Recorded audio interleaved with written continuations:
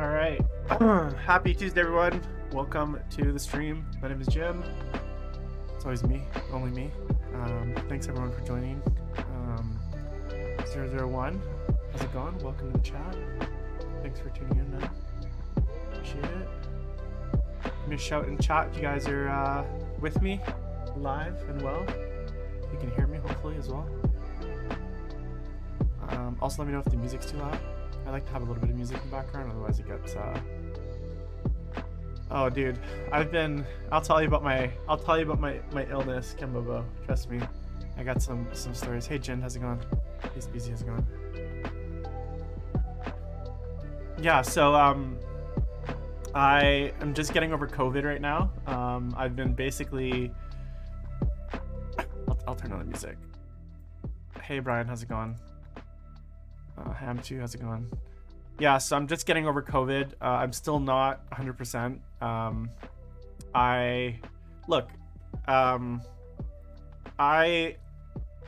Here's what I'll say. I've been double vaccinated for a while, and I got vaccinated as soon as I could, basically double vaccinated, and I made a conscious decision at that point that I wanted to live my life normal. So although I did follow all our mandates as far as like masking indoors, etc., I wasn't afraid to like socialize, be with my friends, do those kinds of things, do social activities, go for dinner.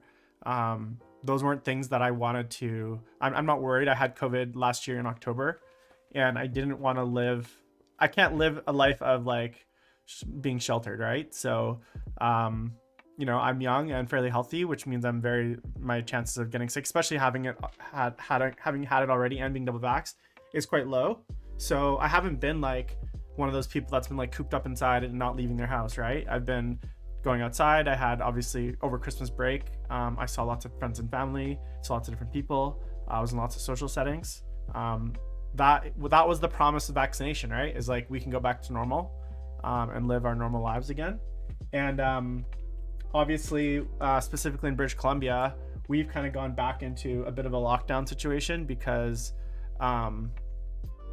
the Omicron variant's gone a little bit wild.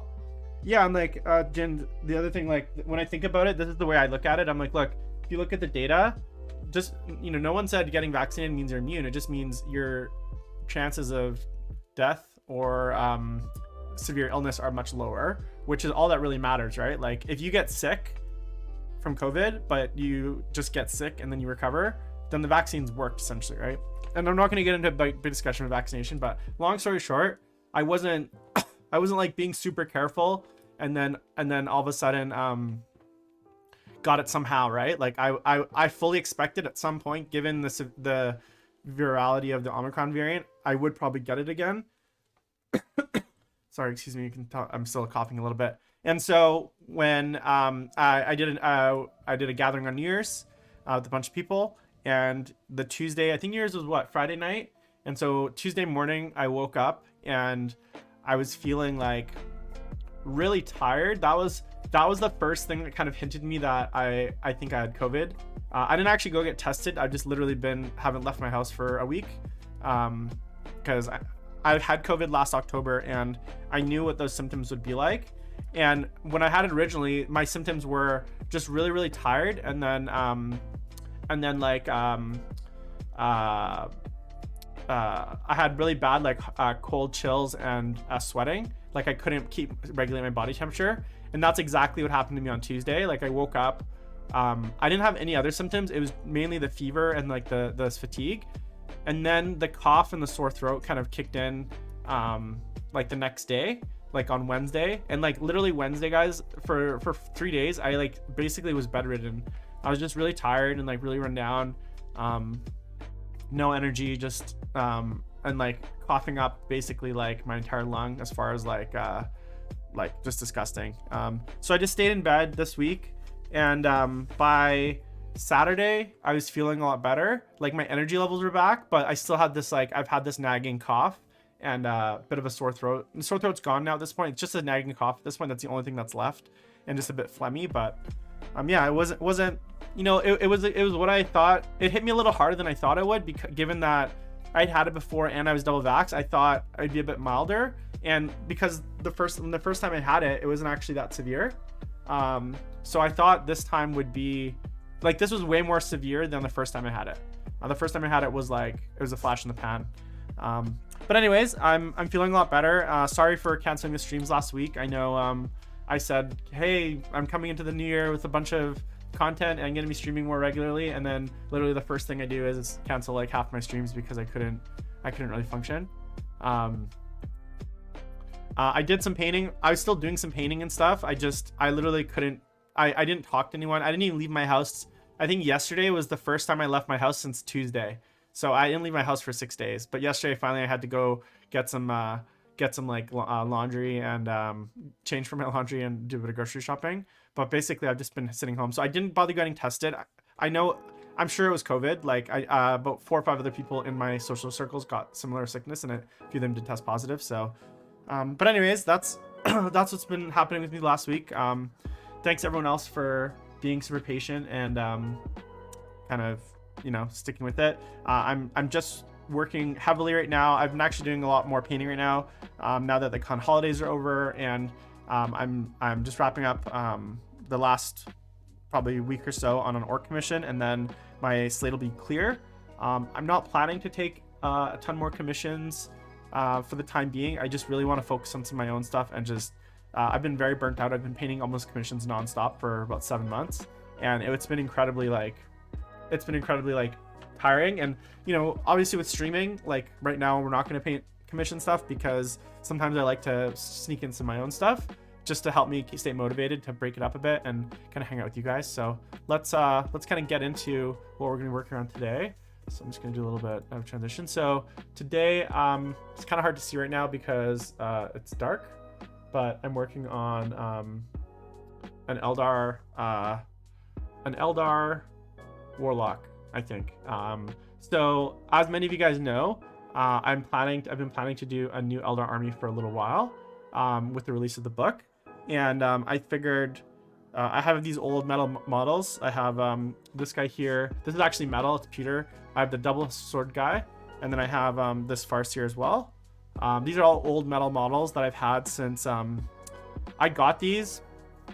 And I know I've told you this story a million times. I got them in the Storm of Chaos, not Storm of Chaos, the original Eye of Terror campaign in 2003, I think, when they released the Ulthway Seer Council box. There was also a metal Eldrad in it, in that box as well.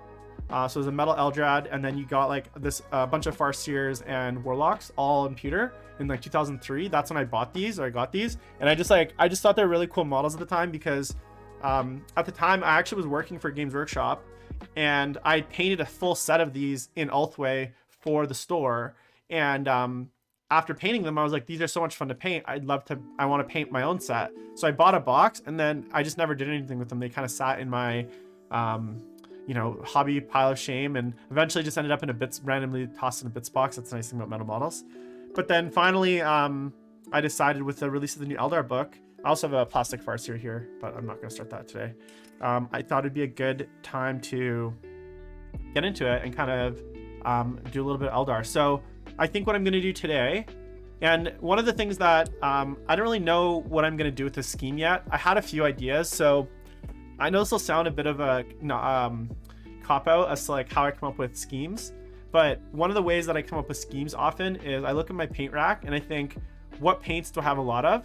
Like army, enough for army. So I have these this Proacral Jade, and I actually have like 4 bottles of this somehow, like between me buying extra bottles by accident, and then I think sometimes like I have a drawer of like extra paints where I keep all the paints that I have doubles of, and there's literally like 25 paints in there.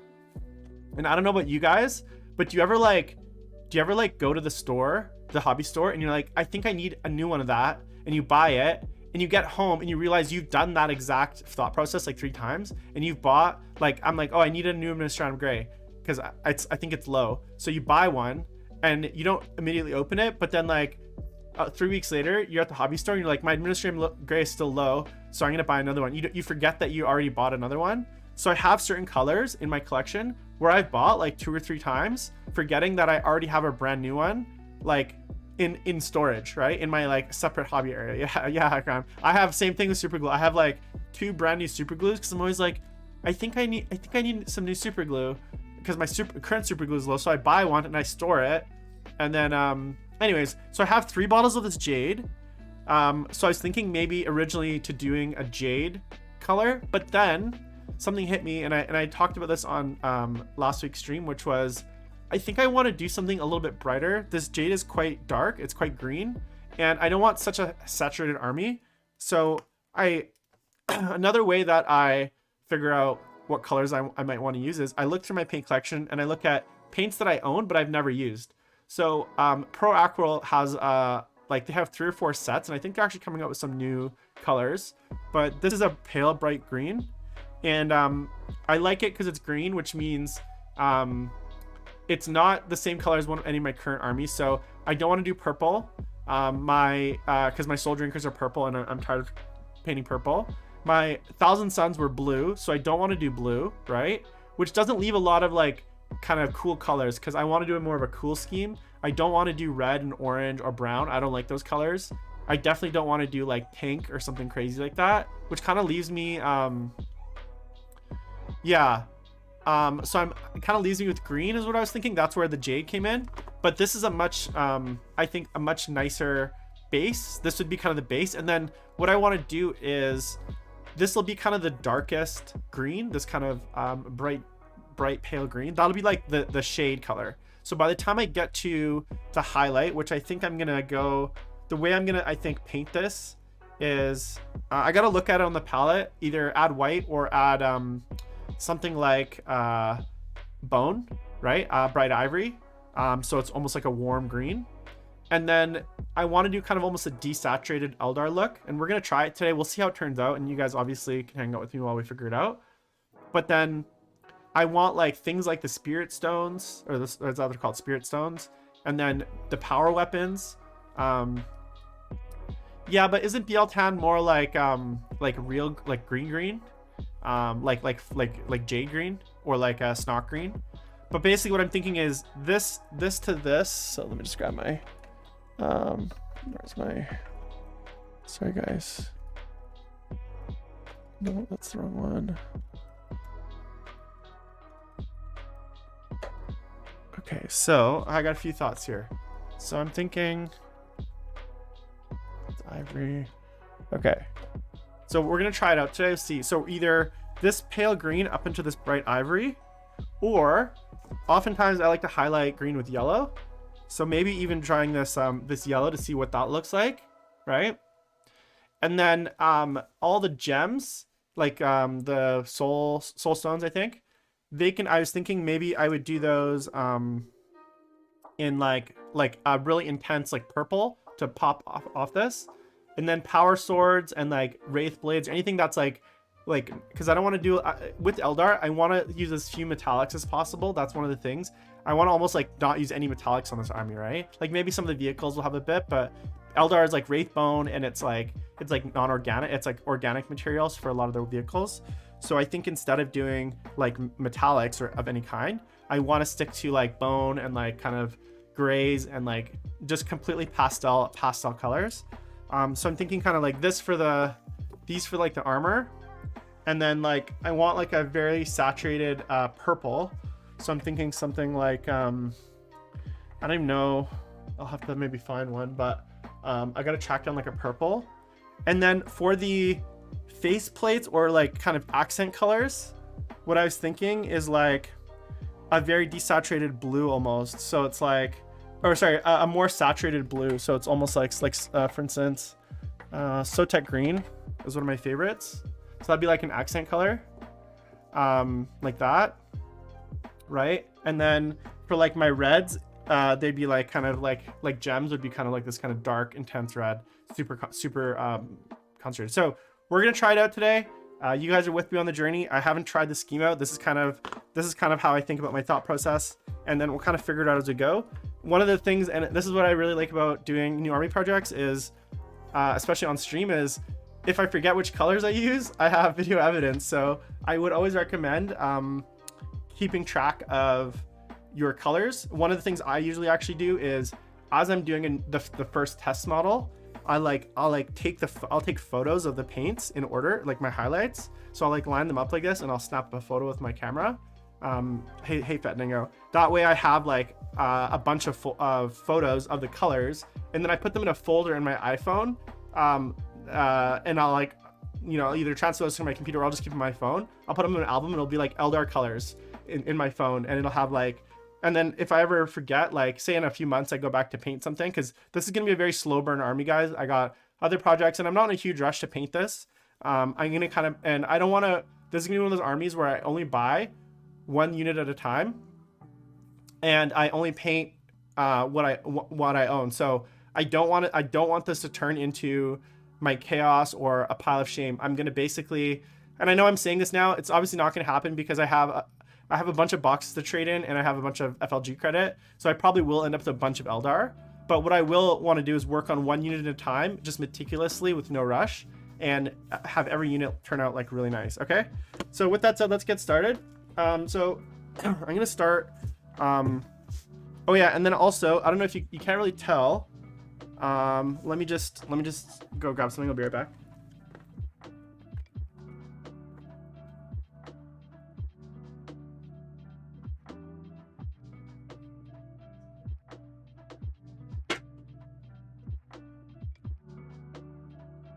Oh yeah, so one of the other things that, one of the other objectives with this army, hey Dan, how's it going, man?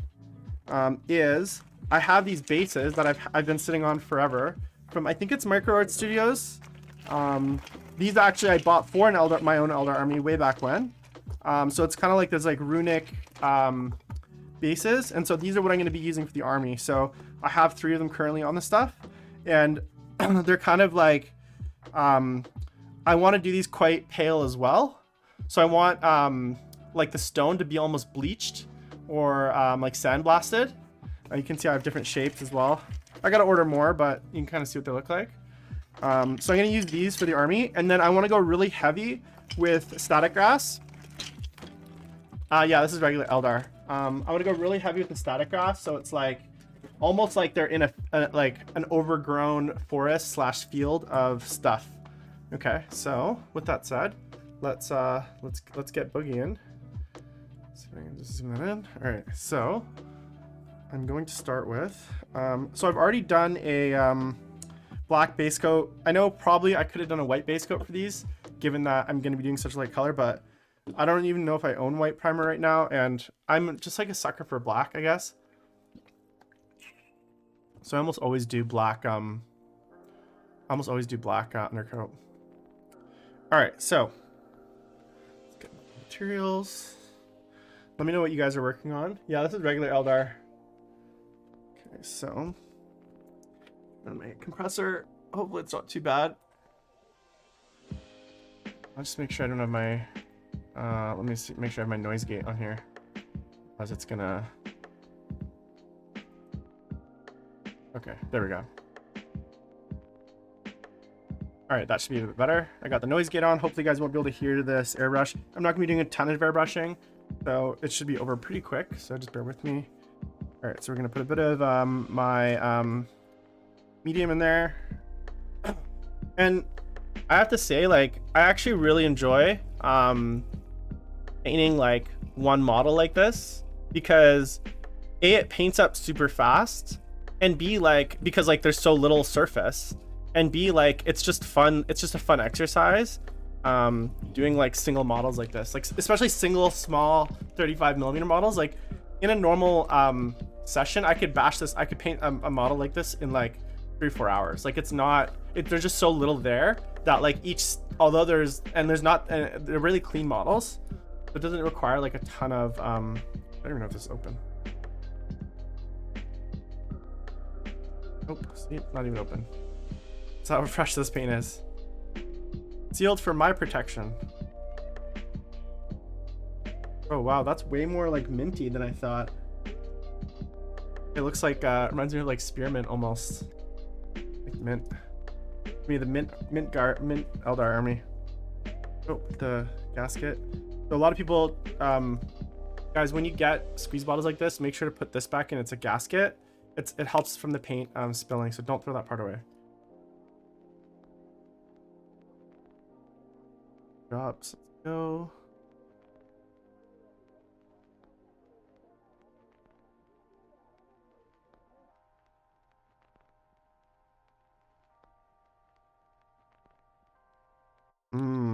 This reminds me of what is it? Like it's like mint ice cream. Just here. See, it's really spattery. I don't know if you guys can see that. I just could be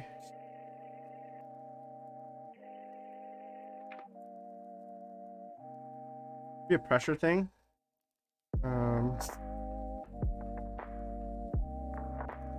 There we go. Okay. So I'm just gonna basically do a full base coat with this. Yeah, mint. That's what it reminds me of. That I was like, this reminds me of like some sort of something. So I'm just gonna do a bunch of thin layers first to start.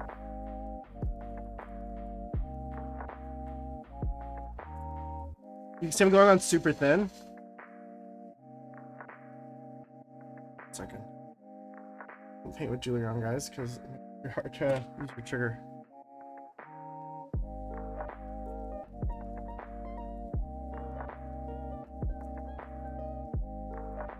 Feels like it's not coming out properly. I don't know which needle this is. I think this is my 35 needle, but I could be wrong. Could be the... I thought this is a 35 milliliter needle.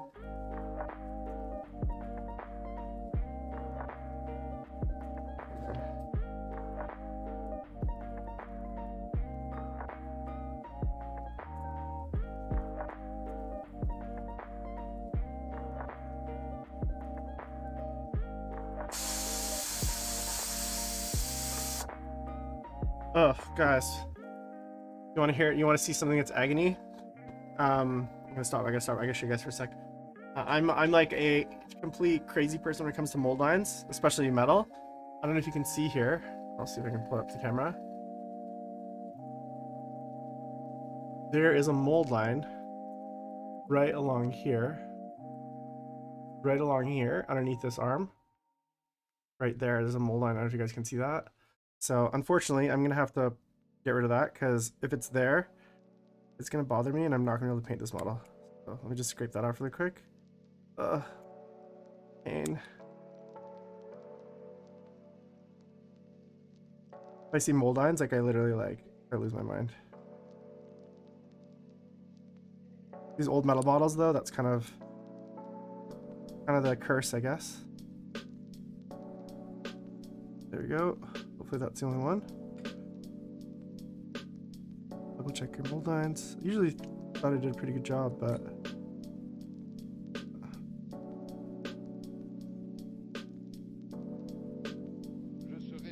okay, there we go. Painful. No, man, I'm not. No, that's definitely maybe a next year thing. The thing with Golden Demon is like, Adepticon's coming up. It's not that far away, and I'm not going to Adepticon this year. But yeah, Golden Demon is like something I think I really need to plan for.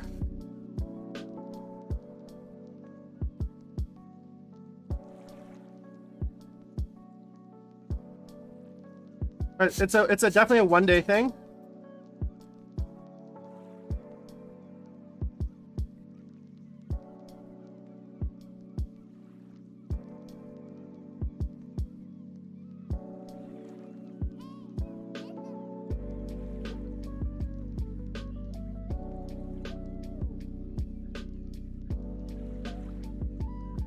Oh, let me resume it. I forgot to zoom it back in, guys. Sorry about that.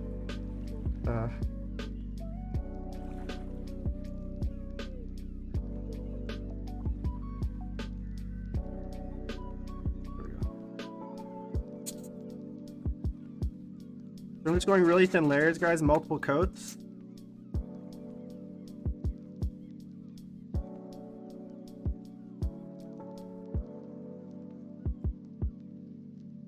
Last thing I want to do is gunk up this guy. Paint.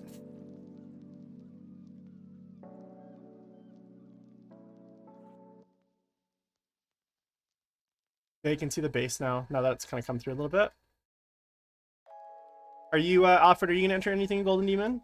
Or is anyone in chat going to enter anything in Golden Demon? I'd be really curious to find out. What am I going to do? Oh, yeah, I was going to... Wait. Let's adjust the... One of the, I guess, annoying things is, like, depending on the color I'm painting, the exposure for the camera definitely, like, matters. So, like, if I'm doing like too bright of a color, it's like you can't really see anything because it's like it just gets washed out. So I just have to adjust the exposure just based on the color of the model.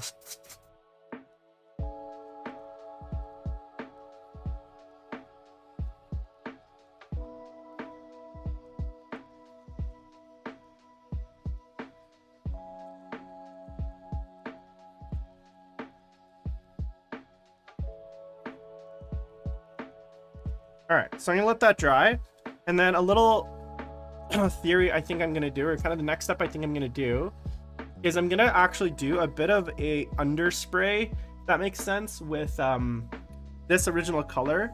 I'm gonna add just like a touch of this jade to it. I just want to see if I can kind of add in a little bit of like low light almost. So I'm gonna just add I just added like a little drop of the jade into here. I just want to see how it affects the color first. Or go too heavy. Okay, so you see how drastically that have changed it. So what I'm gonna do is I'm gonna thin this out quite a bit. Or I'm gonna add a few more drops of thinner. Like that. And I'm gonna give this a sec. And what I want to do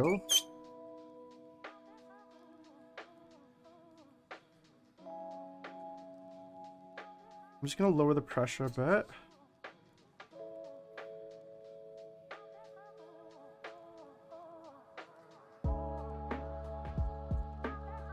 I'm gonna thin it out even more. So I've talked a lot about this kind of when it comes to like airbrush theory, but one thing that you really need to oh, that's awesome. Good luck, man. I'd love to yeah, this year I think with all these painters having like been out of competition for like 2 years, I think it's going to be very stiff this year. So I'd love to check out your work once it's all done. You don't have to let me know before. I don't spill anything. But so one of the things I often talk about, guys, with airbrush pressure is the thinner your paint, the lower pressure you can go, and then the thicker your paint, the higher pressure you need. Also, when you're dealing when you're kind of dealing with you're trying to do very minute very careful I guess detail work, you need to use low pressure, so you have to have really thin paint. So I'm trying to, like, you can see on my hand here, I'm trying to get like a very small line. You can see here.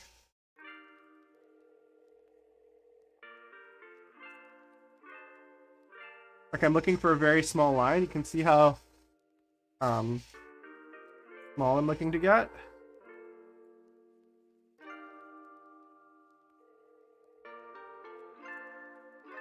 So I just want like almost a pencil line.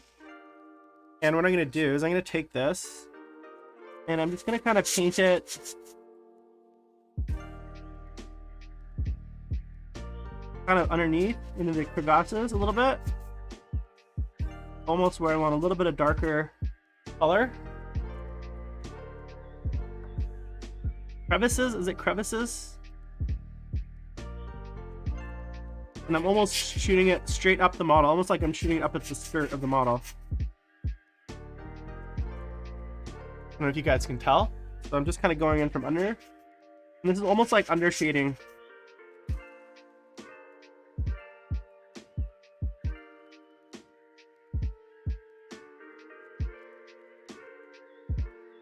So anywhere where I think it's going to be a little bit darker, I'm just going to add a little bit of this kind of darkened version of the color. Generally around anywhere where there's like joints.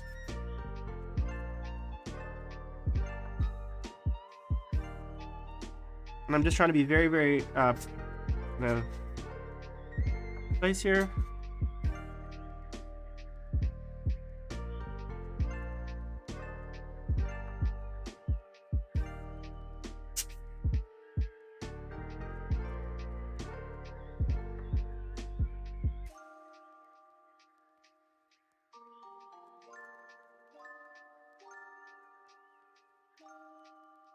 And it's because the paint's really thin, I'm almost just doing like a glaze, not going super heavy.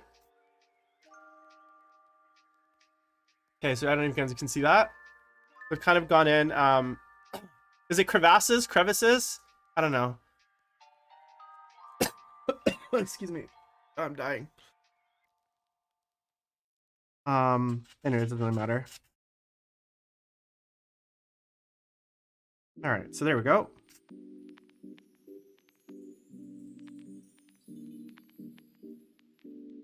All right, so you can see I've kind of undershaded it. That makes sense.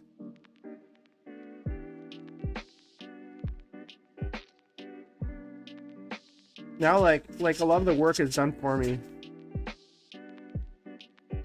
All right, so now that's it. So as far as airbrushing is concerned, that's basically it. Now I might go back at the very end with a little bit of highlight, just to kind of like feather in, feather in some of the highlight. But as far as like my main airbrushing, that's it. I know a lot of people are like, oh, you're gonna airbrush a army, but that's all I really want from the model right now, is this kind of like good foundation. So I'm gonna clean out my airbrush really quick. And for those of you that are new to the channel or don't watch that often, just a reminder on how I kind of go through that process, especially for quick cleaning in between sessions. But here I have, this is just some warm water with about, I don't know, I'd say like a third of a cup, or not even third of a cup, an eighth of a cup of simple green. It's like a soapy stuff. I'm gonna dump my extra paint first into the into my paint water, so there's just like all the extras there. I'm gonna take my airbrush, just dunk it a few times, like so, and then I'm just gonna take my toothbrush like this. I'm just gonna spin it around and dunk it, give it a little bit of wash, and then what I'm gonna do is take a little bit of the paint cleaner. I'm gonna backflow it a few times, like that. And then I have a little bit of a squeeze bottle like this with clean water. That's gonna go in. I'm gonna backflow it a few more times. Do that like just process, get the brush in there. Oh. And then basically, at that point, just run through any excess water. So at that point, your airbrush is like clean, good to go. So now I can just like switch colors or use another color. I'm not going through this huge big process where I have to like disassemble it and stuff. And so oftentimes for like a week of painting, that's the only way I actually clean my airbrush. And then at the very end of the session, I just put some clean water in it just so that it doesn't dry out. But that's literally like all I do as far as like cleaning is concerned. I'm not doing like a huge routine of cleaning basically. It just takes too much time, and sometimes cleaning your airbrush can be kind of intimidating using the airbrush, but that's literally all I do. So all right, so with that said, let's get that over back palette.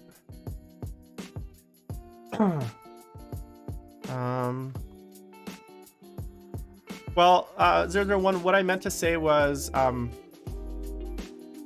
I mean, Eldar weapons, and they don't really have metallics. They're not miners, right? Like, think about it. Where does metal come from? They mine it.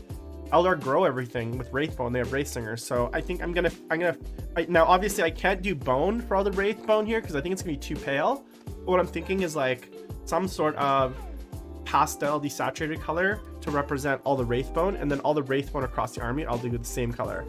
And that'll be kind of like essentially my metallic color, so to speak. And what I'm thinking, it'll be like a dark gray, but we're gonna try it out. I want to make sure it's something that kind of pops off this so I'm gonna actually do that now. I'm gonna block in some of the colors here, just so that I have a better idea of how this model is going to turn out. So this is where kind of looking at the model and kind of figuring out what I want to do is going to come in. So So when I think about the Wraith Bone, what I'm looking at is like this like armor piece here, these armor here, the gun, and then like the handle of this blade. That's all gonna be Wraith Bone, and then the helmet as well. I think. What's the helmet? There's like a weird. The helmet as well. This kind of whole getup is Wraith Bone as well. So I guess that color will match. I think what I want to do is do like a, almost like I don't know how to describe it, shadow gray. It's like an old school color. It's like this, maybe like that, or maybe that's not a great one. Let me just look at my my shelf really quick. Let's see what color kind of sticks out to me. It would go good with the green. I don't want it too dark here because I want it to blend in. I want it to contrast against the green, but I don't want it to be so dark that it like overtakes the model. Because it is more of an accent, this Wraith Bone-y stuff. Let me just think. I have this turquoise. Would that be? I think that's gonna be too pale. Let's see here. What about this guy here? No, that's not quite what I want. Dark blue gray. Sorry guys, my arm's in the way. My paint's over here. Oh. I should, yeah, color I should go. Excuse me. Maybe. I want to do that gray, so let's actually, okay, let's go with my initial gut instinct. Sometimes going with your gut is always best. But what I'm going to do is I'm going to go with that kind of, this is too blue. I think, yeah, it's going to be too lame. Let me go with that initial rust gray. That was my initial instinct.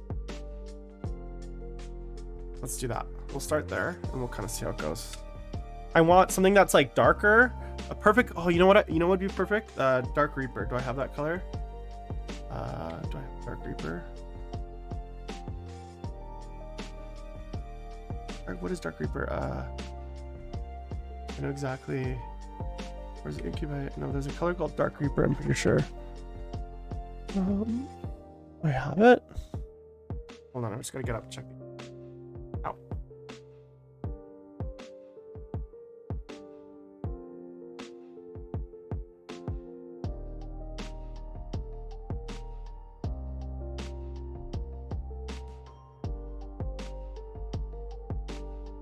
Well, you know what?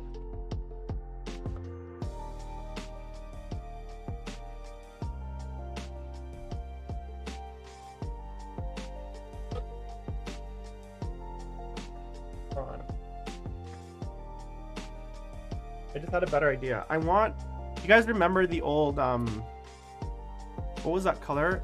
I think it was like I can't remember the color. It was like an earthy color from GW.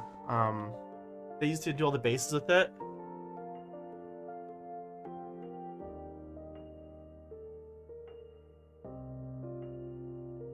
You know what? Let's try this. We'll do, I know this will sound crazy. We're gonna do this like yellow color.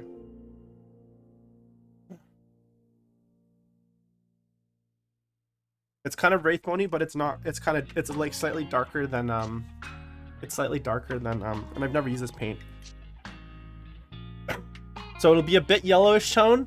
It'll be a bit brown and yellow, but it's not. So it'll have that Wraith Bone-y vibe, but it won't be like brown or yellow. It'll be kind of like a mix. We'll see how it turns out. Whoa. What was this?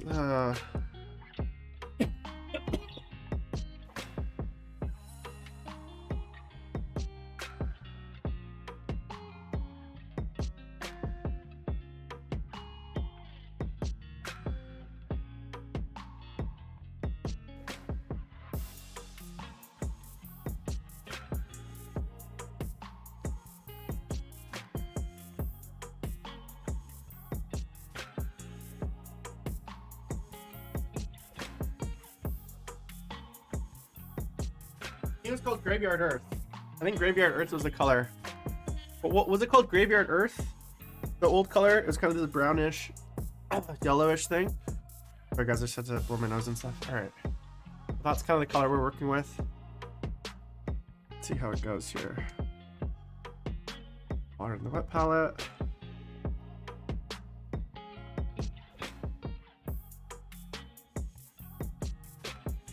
This out.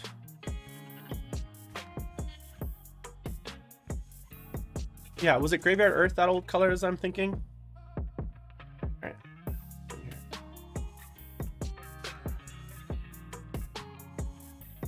Nice and thin. I've never used this paint, so I'm not sure how well it covers. I have to do a few coats here. A bit thin.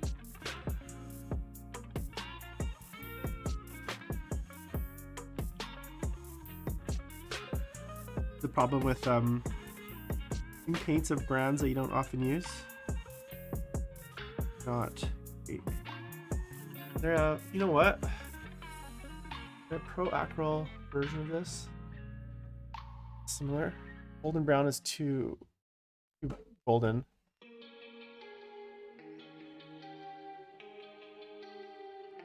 Legion drab, you say? All right, let's try it. Graveyard Earth. Okay, yeah, that's what I meant. That was the color I was thinking. Graveyard Earth. All right, Army Painter.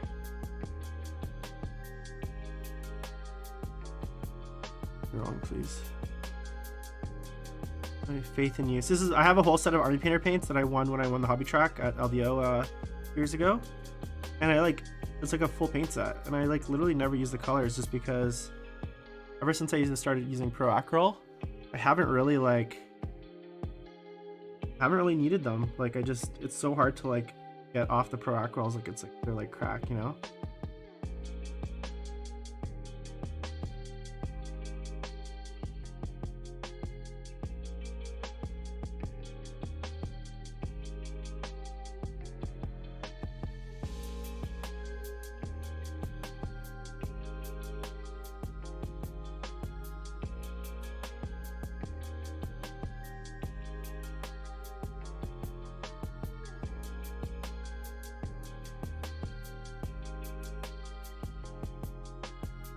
So this is kind of like, before I go and like highlight the robe and like do all the like super big work, I'm just blocking in a lot of the basics just to see if I even like this scheme. And then assuming that I don't hate it, then I'll go in and I'll actually like start like doing like the hard work. But I gotta like the kind of look of it, you know what I'm saying? Yeah, I do have a vortex mixer. Maybe I didn't mix it enough. You think Army Painter needs to build one? Make one? Yeah, I think this will actually go really well with the blue too. I think I chose well. I'm gonna do the gloves, like the hands glove color, and I'll do those after. Let me just, you know what? Let me vortex mix this a bit more and see how I like it. It might be just because it's been sitting for a year, and maybe that's why it's a little bit blotchy.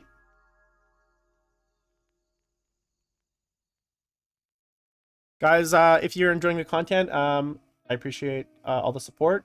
Please make sure to follow us on Twitch and subscribe on Facebook. I'm at 18, I think I'm 1 follower away from 1900 followers. And my goal for the channel for Twitch is to get to 1,000 followers by the end of this year. So that's a long time, but it's a big milestone for me, getting up to 1,000 followers on Twitch. So sharing the stream is the best way you can sharing the stream. Yeah, share it on your Instagram. Say you guys had a fun time. If you did, enjoying it, hanging out and chatting. I'm just trying to grow the audience, so that'd be really appreciated. But I appreciate all the support. So okay, so I've given it some really good vortex. Let's give it another go here. I think it's a bit better. Seems better. So let me just remix up that patch and see. I don't know if you can tell the difference. This is the new. This is the old. I don't know, they look kind of the same, but we'll see. Let's see how it goes on maybe the second time. You know, it seems a bit better. Thanks for the reminder. I'm just doing really thin coats here because I think I probably will do a wash anyways on this for the bone. Like a very light, like almost like a sepia wash. just to help find everything. And give it just like a nice, really contrasty pop.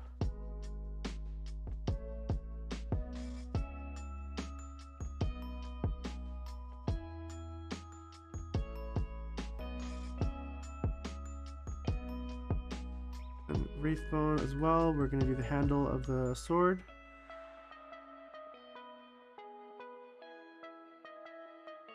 Definitely over thinned it, but that's okay. This is the only thing I don't like about Army Painter. Some of their paints are a little bit thin for my liking.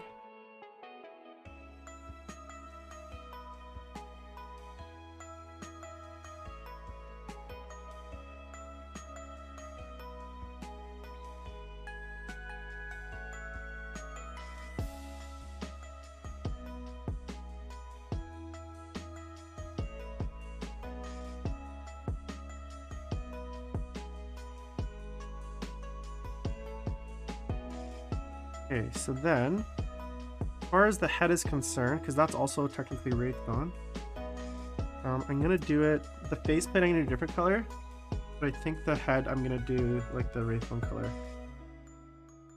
Let's see here. What else is Wraithbone here? Oh.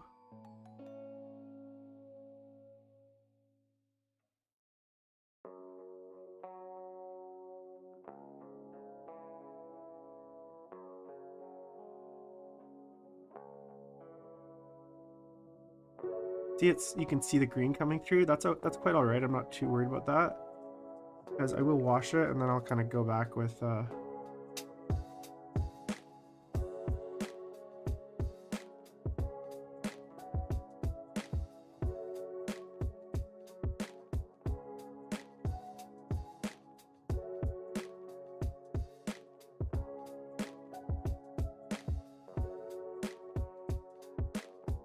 So my goal is actually not to really even use any metallics in this army, outside of maybe like super rare cases, I guess. That's all the Wraithbone, I think.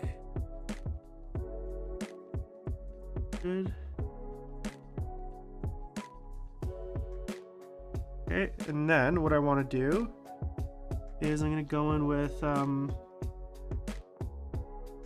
the blue for the faceplate, and for that I'm gonna go Sotek green. Final Fantasy 14 is good. I'm yeah, it's enjoyable. Sotek green. That feels too intense, right out of the gate, given how light everything else is. But so maybe I do go in with this turquoise. You know what? Let's try that. This is where we're going totally. I think this is a brand new paint as well. This is gonna be like the pastel, all pastels army. I'll be streaming some Final Fantasy 14, and then next week I'm probably gonna be starting playing some Sekiro. Did you guys play Sekiro? I gotta start flexing my Souls play, getting ready for Elden Ring. So I figured I'd go back and play a bit of Sekiro. I basically beat Sekiro except the very final boss, Sword Saint Ishin. So I have a save on that final boss, and so I when I originally got to that point, like I beat all the like really hard, super hard to beat like sub bosses and stuff. But when I got to that boss, I just like I beat my head on it for a while and I eventually gave up. But I figured I'd go back and play it, so, and hopefully beat it this time.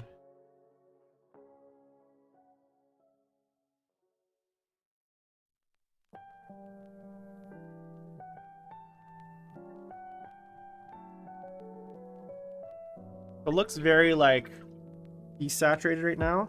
I don't know if I like that that blue, so I might give that a sec to dry and then repaint over it. It seems a little bit too not blue enough, I guess, or too, like that would be a good mid color, but I think I need to shade it. So what I am gonna do though, and this is kind of where this is where just doing like simple techniques like washes, I can just kind of go and wash all these areas. I'm just hitting this another little coat of brown, and then it's going to darken them and give them a bit more definition, and that'll really give me a good sense of like the overall composition color wise of this model. And yeah, like this is the thing, like this is a test model, so I could paint this and I'm not going to take it super far unless I'm like really happy with the way it's going.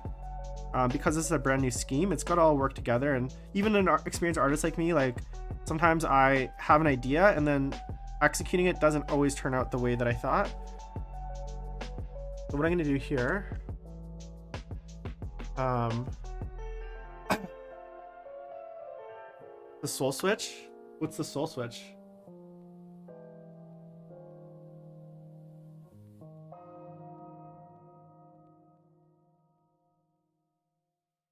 Yeah, I love the Souls games. Like I've played and beat Dark Souls 1, 2, and 3, with varying like, and when I say beat them, I mean like just barely by the skin of my teeth, like way too much time on certain bosses, like beat those games.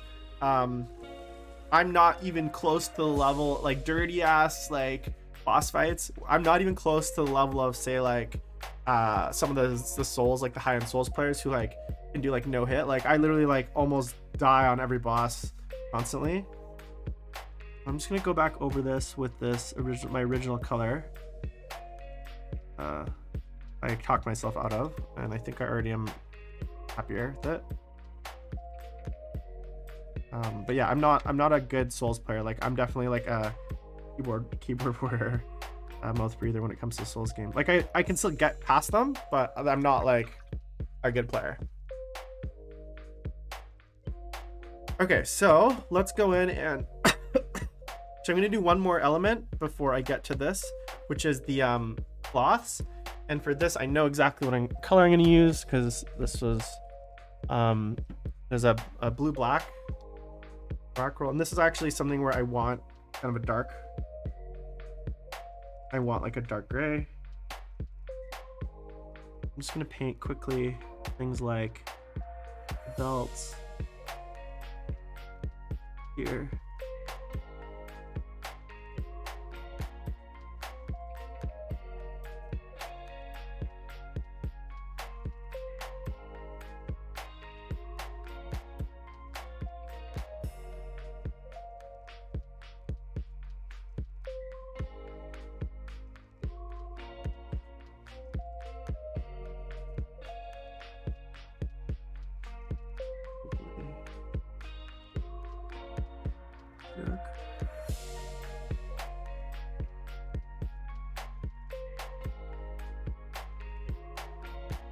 So, and then this is one of the things, guys, too, like one of the nice things about this technique is because I'm going through and I'm doing like all the blocking in really quickly, if I do like fuck up, say like right now I'm doing a very kind of sketchy job of this blue black. If I say fuck up the and get a bunch on the green, I haven't even started like the green, right? So it's gonna be easy for me when I go to do the green to like fix that by like spot fixing it with a little bit of green paint. Whereas if I'd gone and like fully highlighted all the green robe, and then I went to do this, and I my fat fingers put my brush inside the like the wrong spot, that's a much harder fix, right? Because then I have to go and like re-highlight all those colors and like fix that big spot. Whereas in this scenario, basically, it's just really easy. Let's see, fix. Okay, so I think straps are going to be this kind of black color. I think I'll do all the cloth that's in color. One thing I'll do here, and this is kind of another technique. So I'm doing this cloth satchel in the same color. That doesn't mean that it's going to end up in the same color, but I can just base coat this now. And one of the techniques I like to do is when you're base coating, pick like almost like a common, like use a base coat almost like a common denominator. So I might base coat this and say the other cloth material the same dark color, but then highlight them in completely different colors. But instead of picking two different base coat colors, I've just basically base coated all my cloth, and then I just pick one color to highlight the strings with and one color to highlight the rest with, and they end up two different colors. But by just using a single base coat for both, I've kind of saved myself a step, if that makes sense, rather than like say doing a brown base coat for the cloth, because I could still highlight them brown and probably not have any issues. So I got like the shakes, man. I think I'm getting old. All right, so there's kind of like our very basic, and I think the gloves as well. I'm gonna go black gloves. I don't have to paint any skin. I'm really excited for, I don't know if you guys checked out the new Autark model. That's actually, I think the first thing I'm gonna buy is that model, assuming, so when I said I wasn't gonna get any new models, I probably will try to get that box, at least get my hands on the Autark and the Guardians. Because everything in that box is, that new Eldar box is nice. I will probably try to get my hands on that. That'll probably be it though, I swear to God. Promise you guys. So again here, I'm gonna highlight both the cloth here and the gloves the same kind of dark color, even though they're not gonna end up in the same final color. But now I can just use this dark color to base coat them. Because obviously I'm gonna have to go dark anyways. This.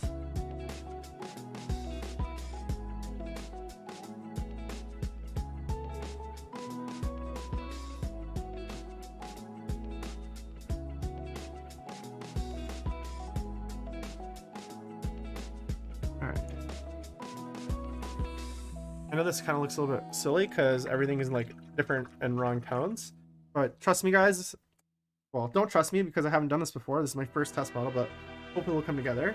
Okay, so now I'm gonna be smart and I'm gonna pick a wash color for my brown armor, and I wanted more of a sepia wash.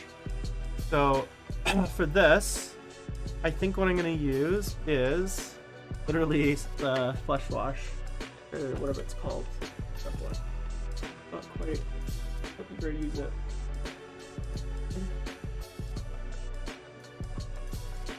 If I ever use this game, I don't even think I have it. I don't even own it. So I don't own it. So I'm gonna use Army Painter. They're flesh wash. I'm gonna use Army Painter flesh wash. And what I'm gonna do here is I'm gonna wash both the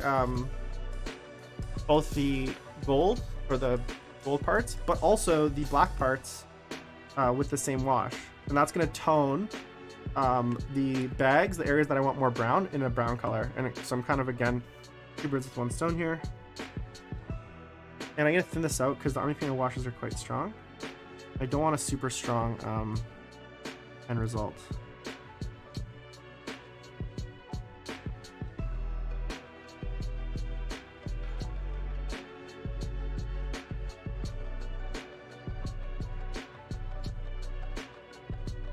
So, and as I do this wash, I'm going to make sure also to go around and kind of black line almost in between the armor panels.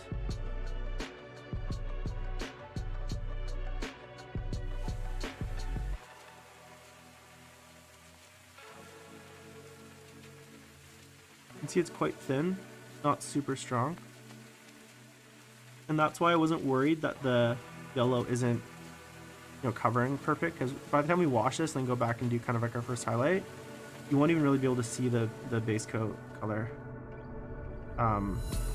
Like the fact that the base coat color isn't fully opaque. We use that to our advantage basically.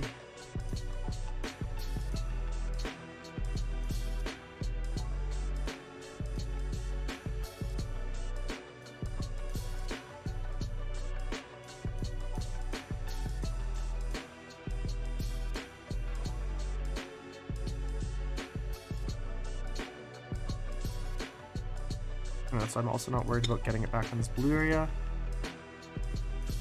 because again the blue is gonna it's not really gonna show up against the blue. And again here I'm gonna go all over the hands. I don't even care.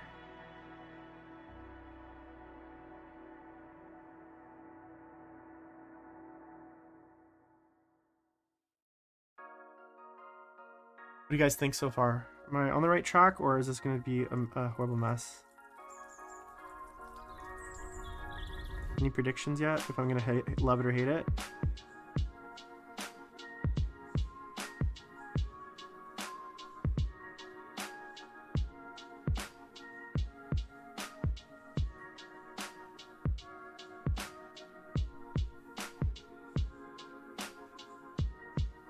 All right. So round.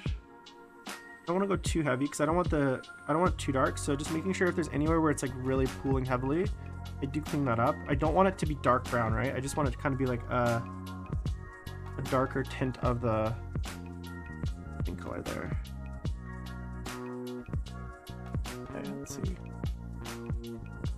Operator, how's it going?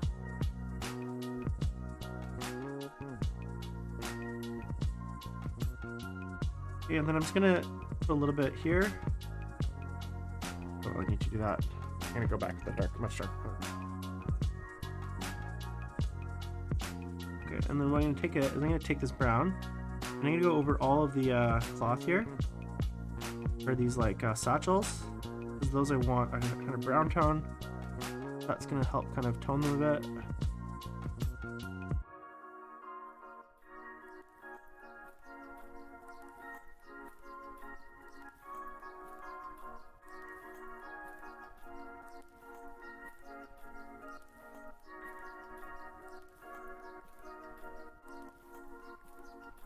I always make sure to put like a nice dark line in between surfaces.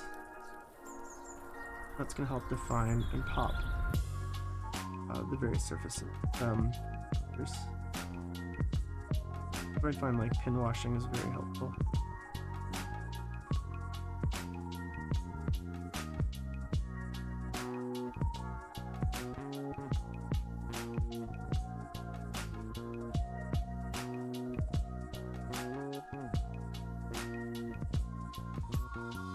There we go.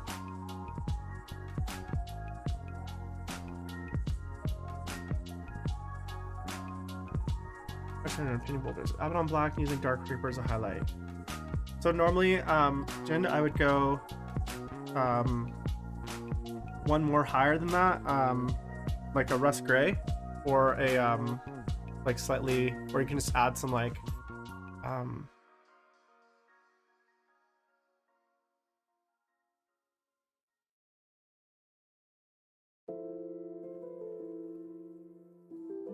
I get like weird Russian bots here. All right. Okay, so how are we looking there? Liking it? Are we hating it?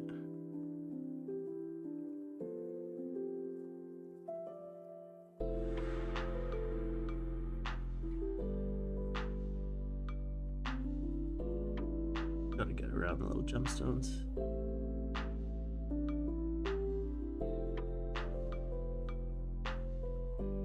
Are you guys liking it or hating it?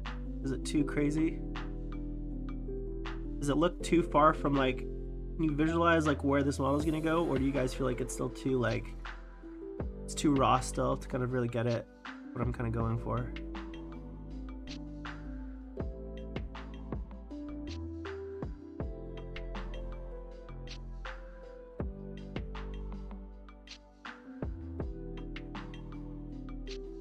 All right, so now what I'm gonna do is, as this dries a little bit, I'm gonna start to put in some shading and actually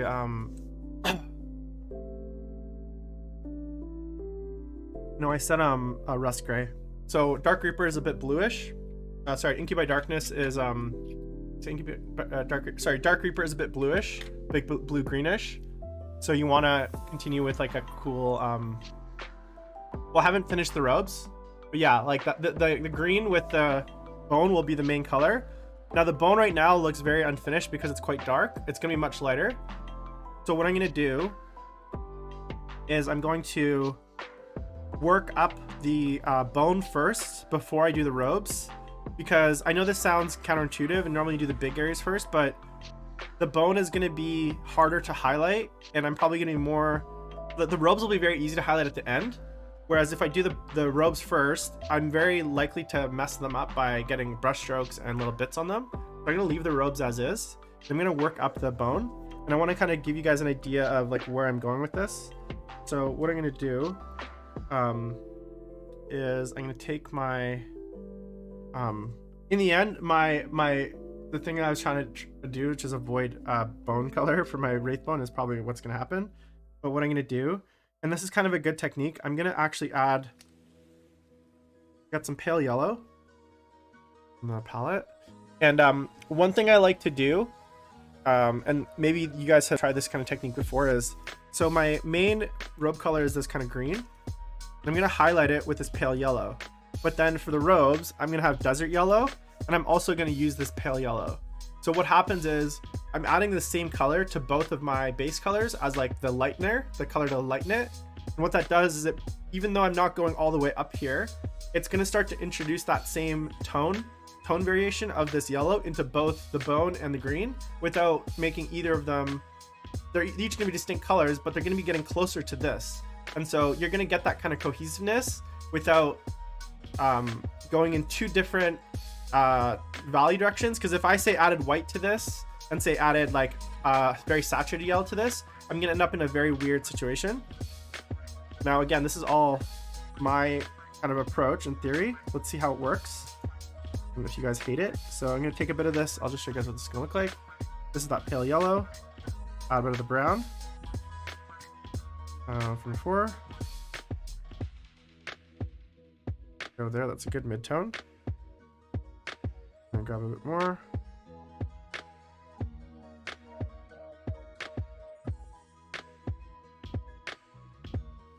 So, mother color. Yeah, mother color, there you go. Is that the name for it? I didn't know that was the name. Okay, so I'm gonna grab a little bit of this.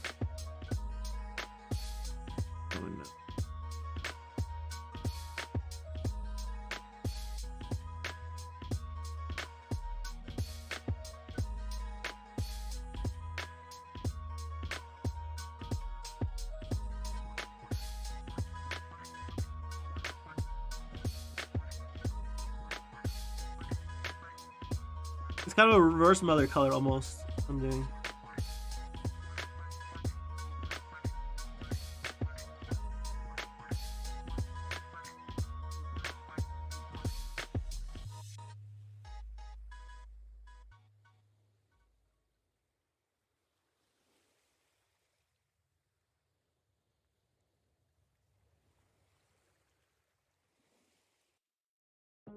Okay.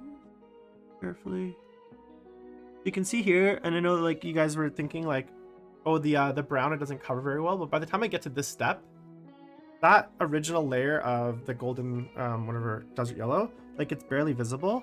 But the fact that it wasn't like full coverage actually like is completely like, it by this point in the stage process, it's like completely, it's not even like relevant because I'm working on such small surfaces.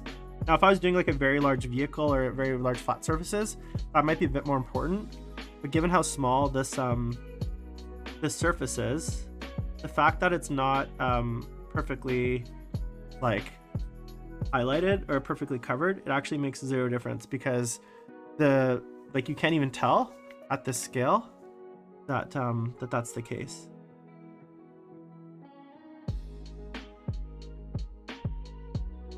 So don't worry about coverage when it comes to like super small models like this.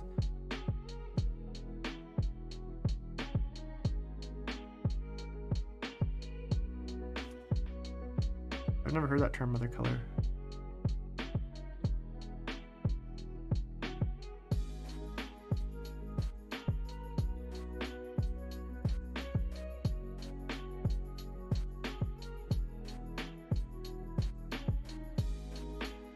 Okay.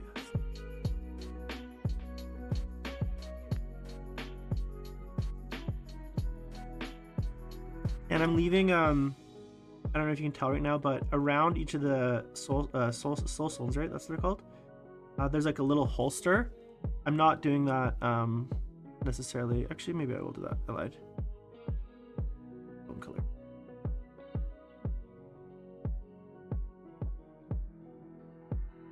It's like I'm not gonna do it in the same color as the bone, but I changed my mind.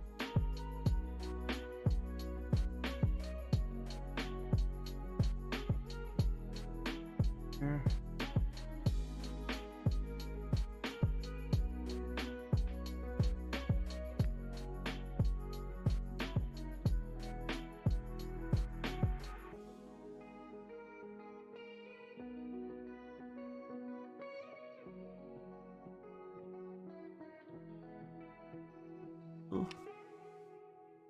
I heard Eldar, these are elites now in the new book, so I don't know if that's like true or if it's like or sorry, they're elites, but they're like they don't count as like a slot, but they're still characters, but they're like you can take like, they don't count slots basically, if that makes sense.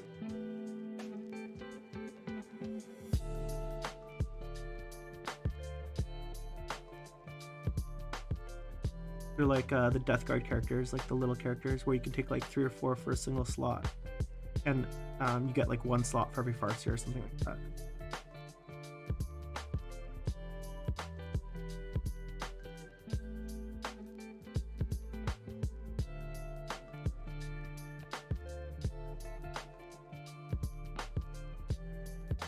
Kind of cool how the Eldar like sing their weapons to life though. Neat.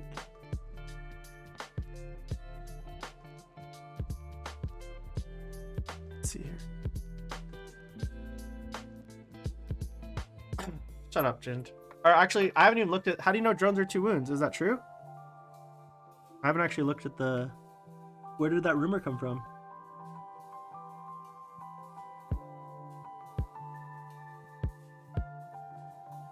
Because they haven't released stats for the drones, have they? Somewhere? I missed.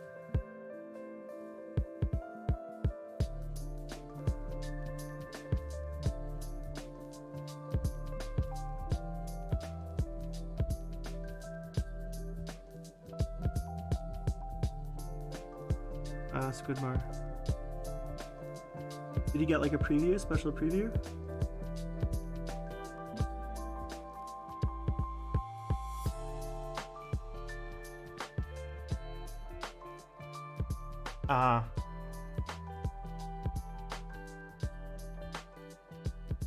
That's actually, you know what? I'd much prefer if they were like, say 2 wounds, but like the mechanics were just less stupid, or like they were more expensive. Plus, I don't know, man. Everything is 2 damage these days, and then everything else is like -1 damage. The meta's just turned into like extra damage and then like minus damage. That's like the 2 abilities. You know how like every I feel like every edition, Games Workshop like creates like a new like rule and then goes like completely over the top with it and gives it to everything. For me, like the last like 4 books has been like minus damage. Like they give it to all the dreadnoughts, they give it to like Death Guard, they gave it to like, I don't know, just way too much stuff has it now, it seems to me. Anyone else agree?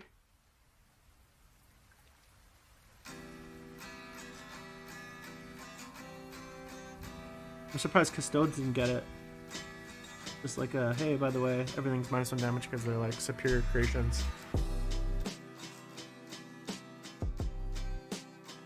Yeah, exactly. Invulns and then ignore invulns. Or they had like...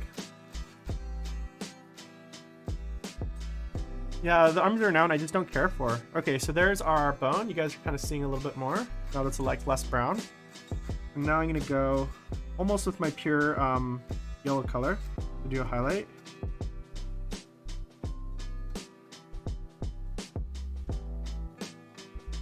But not quite. So I guess in the end, guys, it did turn out my bone is bone color. Kind of lame. I was trying to avoid that, but it's more of a yellow than I guess bone.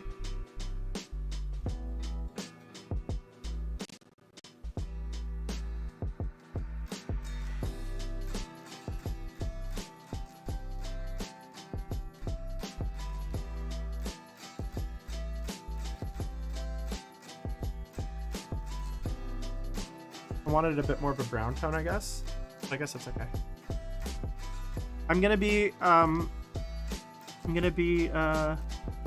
guess, you know what, I'm gonna go straight up to this yellow.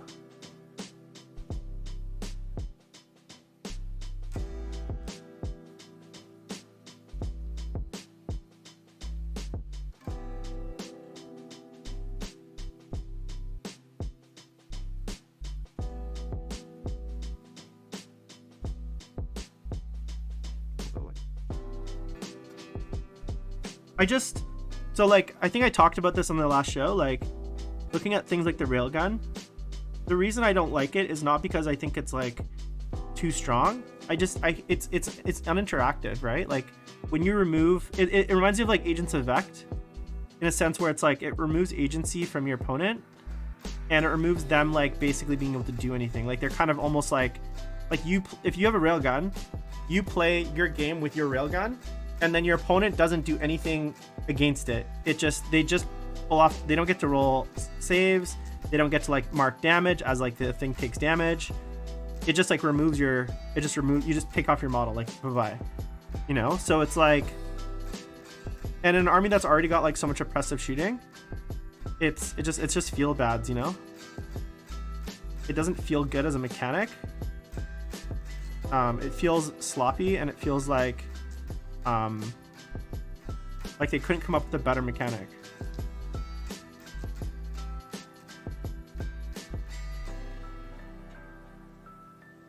I don't like it.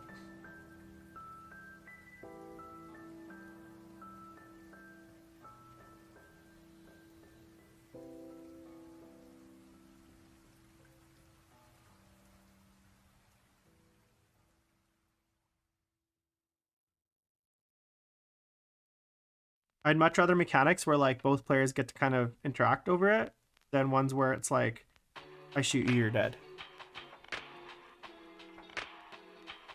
Well, dude, man, the fact that like sisters are already getting supplements, and I'm very confused too because like, are these is like this Vigilist book? Is this another Warzone book, or is it like a whole new style of books? Because it almost feels like halfway through the war zones they just were like, okay, we're not doing the war zones, we're gonna go to seasons. You know what I'm saying? Like it's like they kind of gave up. They stopped like their whole plan of like, you know, Warzone book with every codex release and all these different Warzone books. So like that whole plan is like already like gone. You know what I'm saying?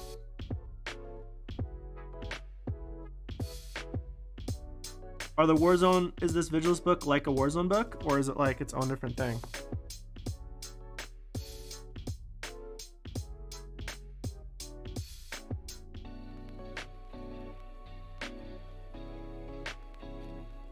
Man, it's been a while since I painted. I don't know if I'm dehydrated, but I got like the shakes so bad. I can't keep my hands straight. You can see how like hard I'm bracing my my brush hand against my other hand, which is normally something I like. I can usually normally like freehand, pretty like loose, but I got these really bad shakes right now. It's like lack of patience. So.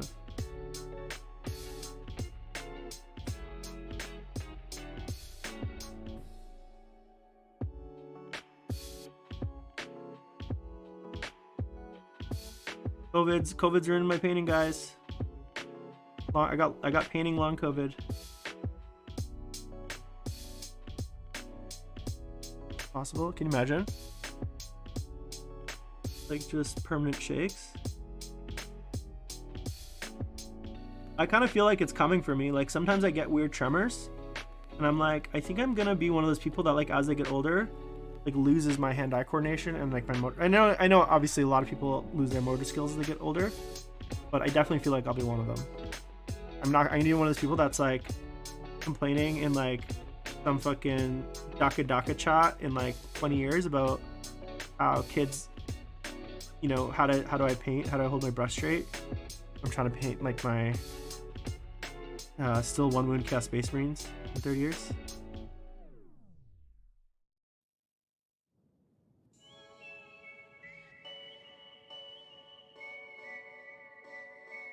Alright, so there's my bone. Now, the blue looks quite intense right now, so I want to kind of fix that because it's bothering me and giving me a lot of doubts as to like if this is the right direction. So I'm gonna go in and fix this. Ooh. And then when that's done, that'll give me a really good overall sense of like whether I'm gonna like this or not.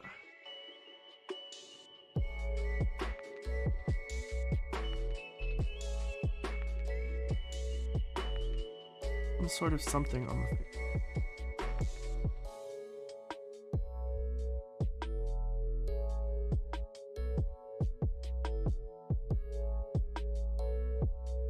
Or something.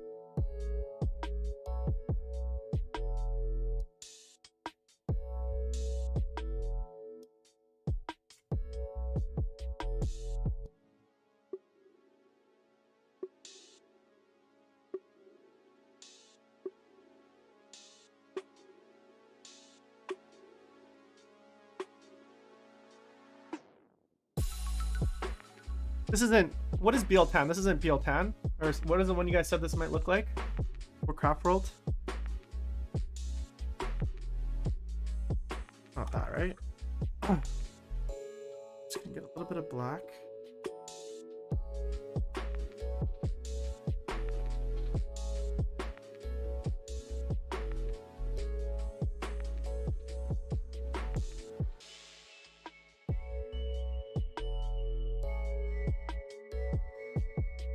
Even though I'm not painting the eyes yet, I'm just gonna paint them black really quick. Find the shape.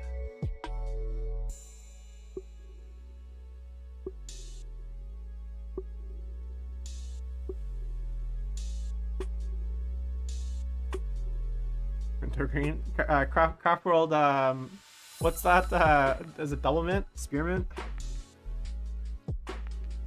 Okay, so now while I'm waiting for this to dry, I'm gonna get a little bit of that purple, or that... Originally I was gonna do red, but I think purple will be better with the gems. So I think I want to go with... I want a very saturated purple. I don't know... Ooh, you know what I think I like for that? Oh, Acryl. Purple is actually super intense. Very over transparent.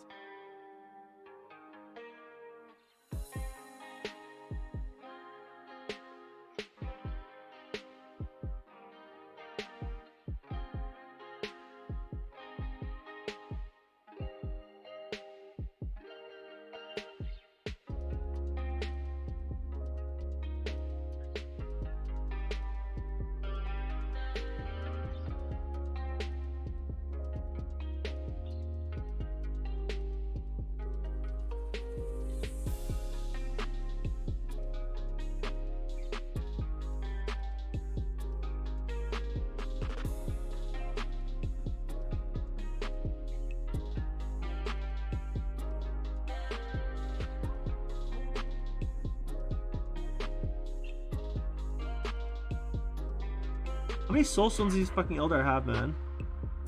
Are soul stones like the chaos trim of the Eldar army? Like, I thought they just have one soul stone per Eldar. Why do these guys have so many? And I only like the Wraith Knights and stuff have like multiples. I don't know any Eldar fluff except like they created Slanesh, so I don't understand why they have so many. Is it like one for every fucking life they live?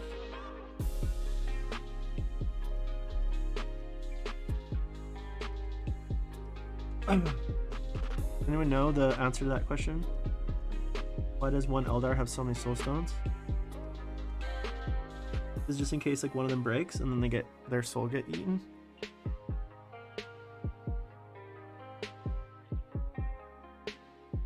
Perfect.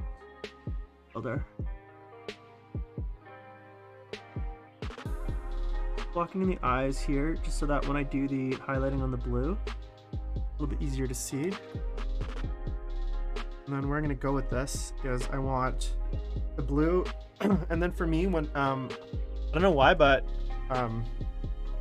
Protect Green, which is white, is like my favorite kind of just way to go with it.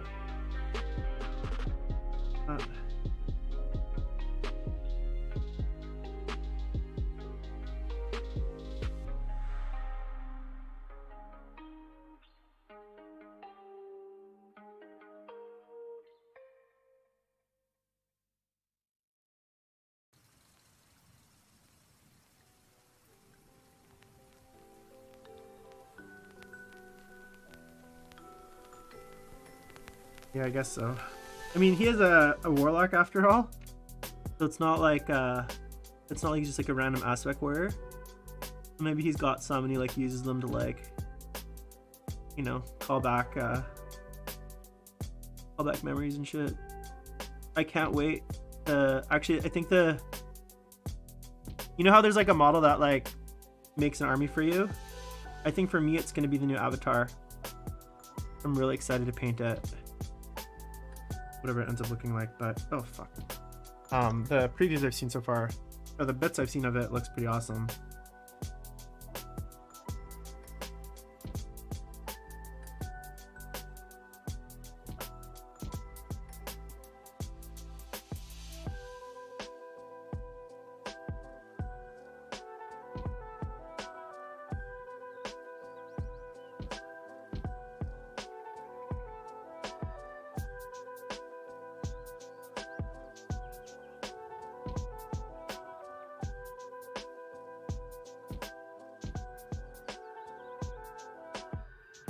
I want to go quite pale with this blue. I don't want to be too I don't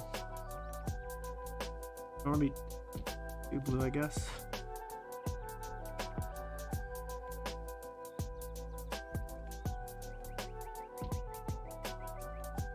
And one of the things with like Wraithbone and stuff is I like to add a little bit of texture, getting some striations and stuff. I'm really worried about touching the model. You can see I'm like agonizing over how to hold it because it is pewter, and the pewter models, like, the paint rubs off so easily. That's the one downside of pewter. I'm doing like gymnastics here to like not affect it.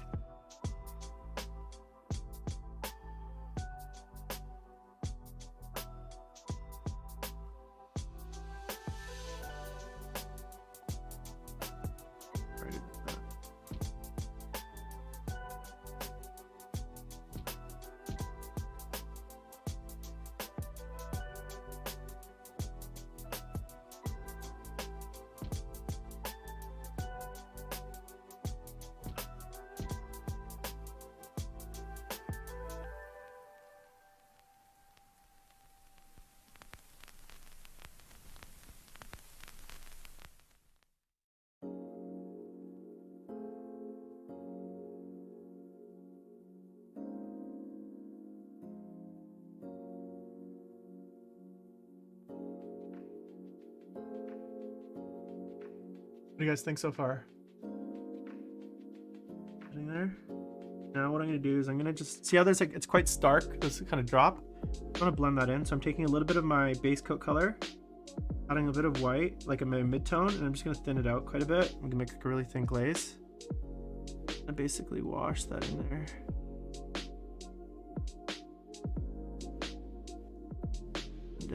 And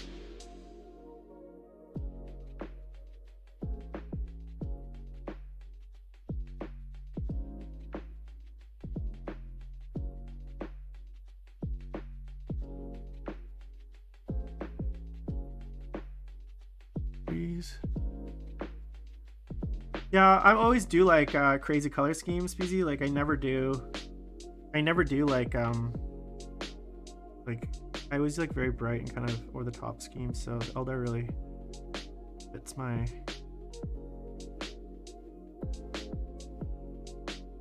style.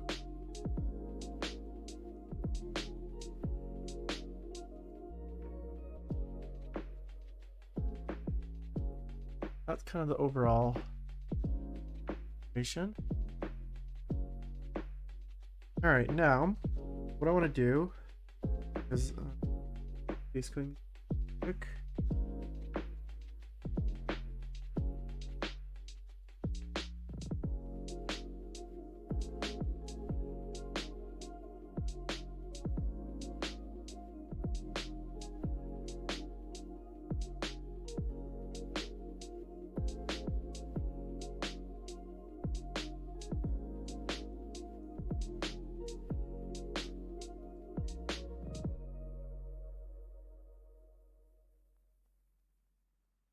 And these old metal models, man, like some of the ways, some of the cracks and stuff, and like just you gotta paint, so difficult.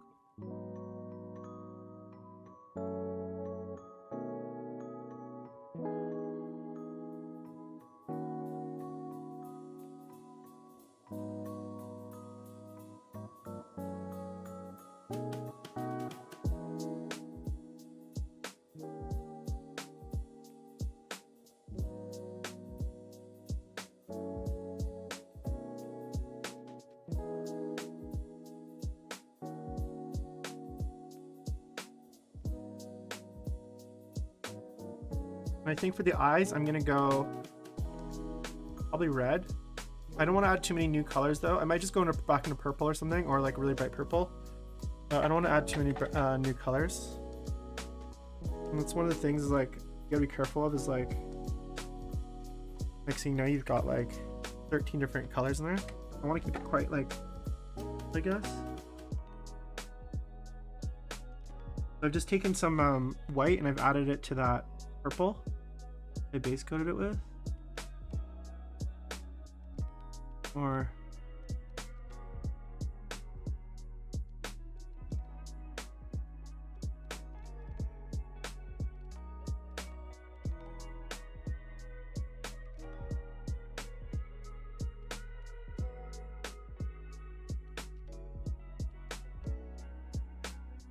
I don't know why, but always my armies end up being purple and green. So. Purple and some green.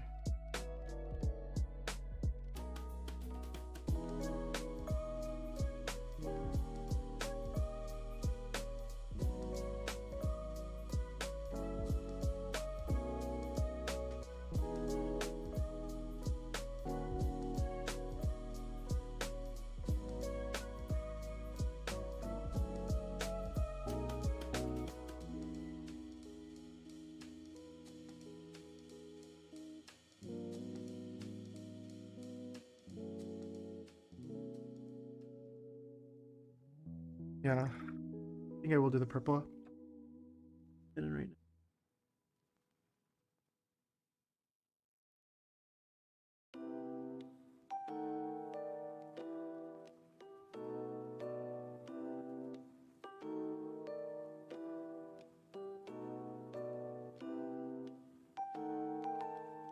There we go. Like you could basically, honestly, like that's like almost tabletop ready at this point. Not like for me. I'm just saying like if you wanted to do like a super simple team, probably keep it like it's like that. A bit more white into my purple.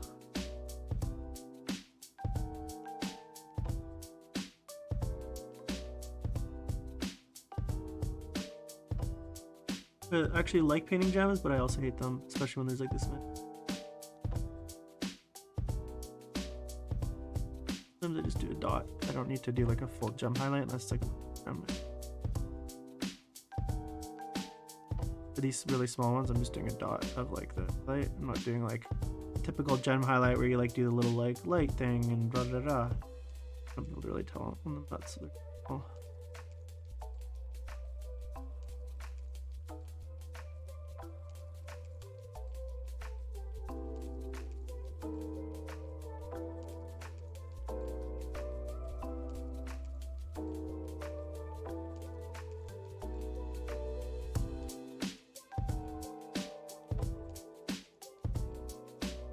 Not like top gem, I'll definitely do.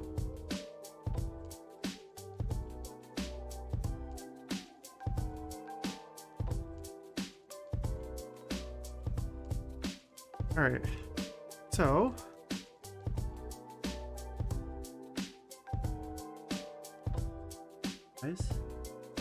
the eyes, I'm just gonna basically do base coat purple and then an inner bright bit of purple kind of near the back.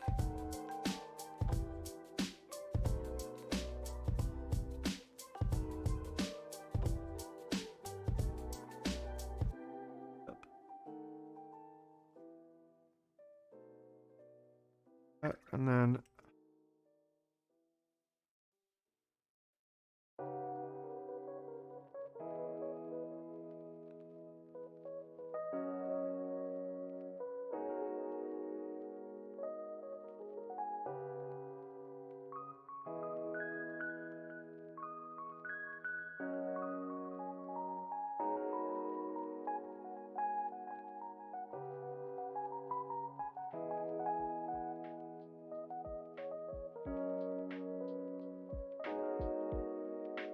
mom is a giant snoop in my life.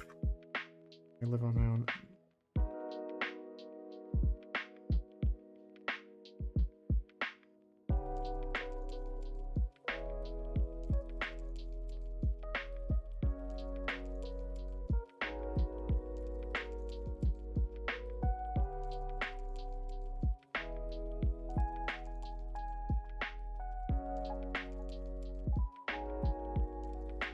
Brightest pink, like the bigger ones here.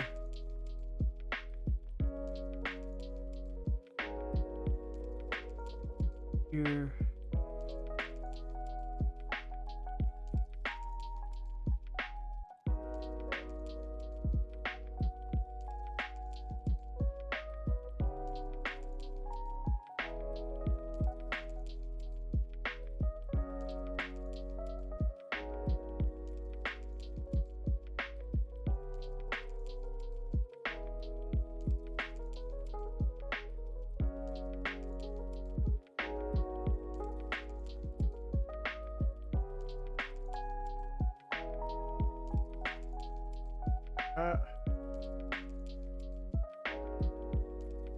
Or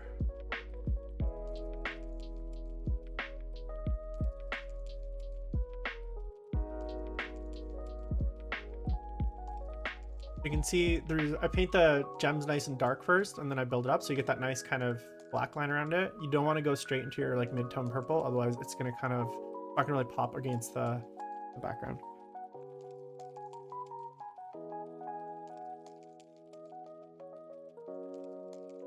I will do some correction here. Sorry.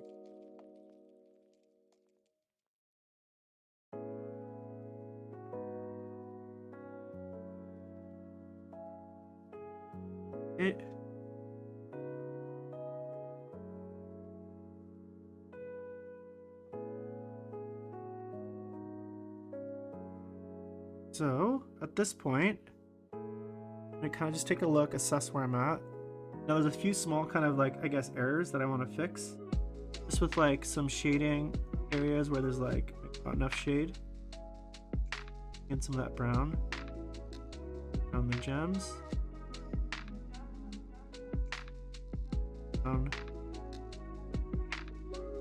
Give a bit of separation between the plates. You always want that nice kind of cartoony contrast look. That's why I kind of go with that. A little bit of brown around the gem spots to help them pop against the background.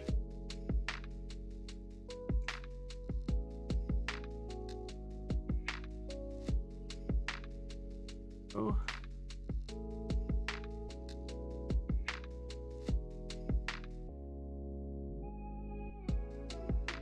Good.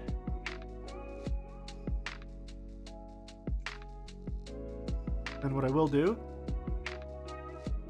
a little white dot just for the bigger gems. So just this one here. Here.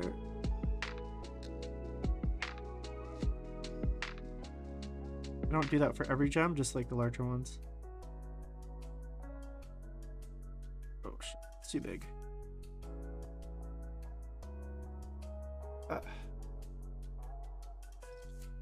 So if I go too big, which I did, I'm just gonna go back in with some of my dark purple and I just paint around it until it's like the size I want. Go. Left like a little bit of spot there. It's hard to see. Oh. Alright. Thanks, Tim. How are you? Alright.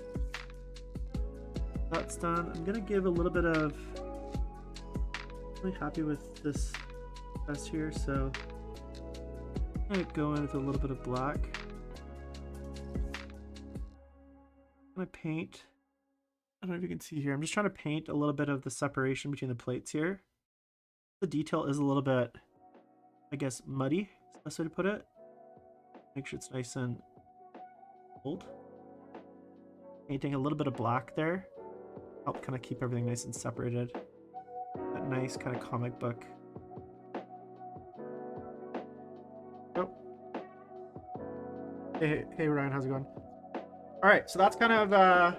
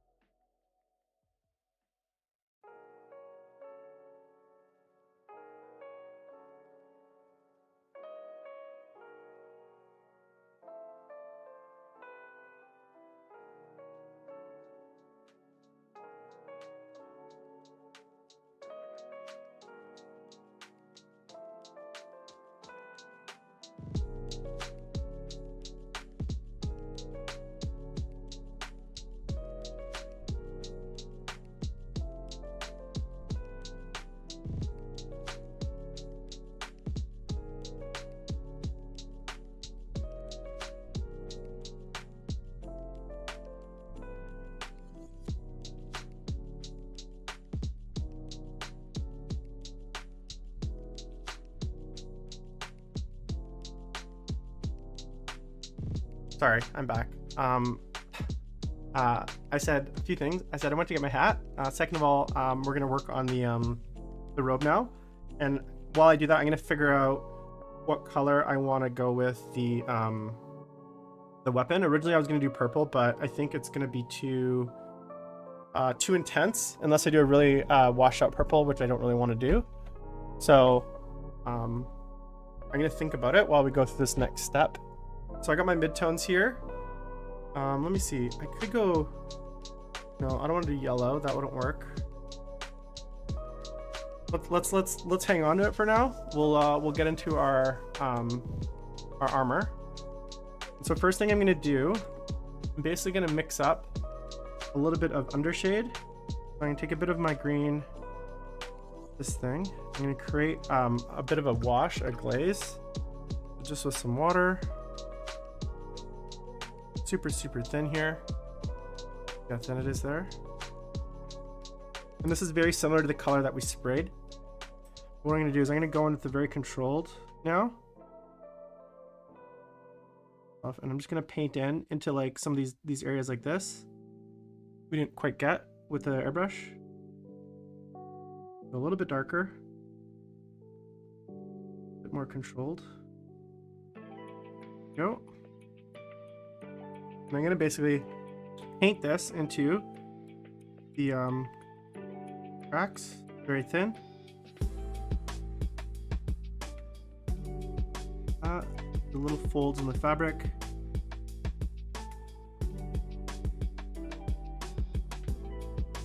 Keeping it super thin, and this way, why I keep it super thin is that way the translucency of the paint is going to help us in kind of blending it back to our mid-tone.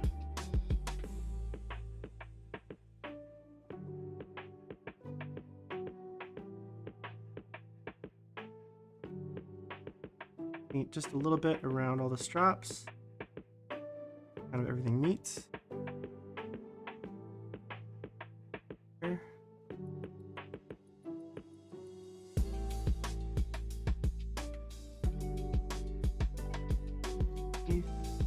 Along the armor plates like this. Same thing here, so along this kind of crease. Basically painting into the cracks. Nice and thin, nice and translucent. Then make our highlighting. Yeah, actually I'm not against that. I gotta figure out the kind of orange I want in the fire. I might go really dark crimson red, but then like comes up really quick to like a light color. So let me think on it. And then anywhere we're now here where I've like, so you can see, I mentioned like, so it's kind of hard to tell. You can see there's like brown here, brown notes. That's kind of from the over washing. This is where I can go in with this green and kind of fix that and kind of reintroduce that, because I don't want brown in those little cracks. Oh, thanks for the subscription, man. Appreciate it. 670. So I'm gonna go in here. I'm gonna paint these little cracks. That. Anyone else wants to give me their Jeff Bezos Amazon Primes? I'll give them from you happily. Or just normal subscription. All right, so there's our kind of first base coat. You can see I've kind of gone in and painted it. And now what I'm gonna do is I'm gonna go in with my mid-tone. That's the mint green. And again, I'm gonna get this nice and thin. And I'm gonna kind of go in. Now I'm basically gonna go back over all the areas that I airbrushed. Even though I did airbrush it, painted on color and airbrush color have like very different, I guess, tones basically. So you can see here, those are basically the same color, but one's been painted, one's been airbrushed. You can see the tonal difference. And this is why I kind of do this larger area. It's nice and clean at the very end. You can also see I kind of rubbed off paint here just from handling it.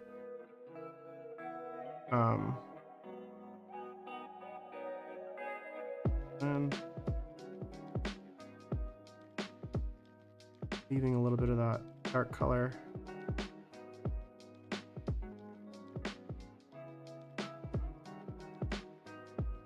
Different brush. I have this. This is an older Rose Pinko, but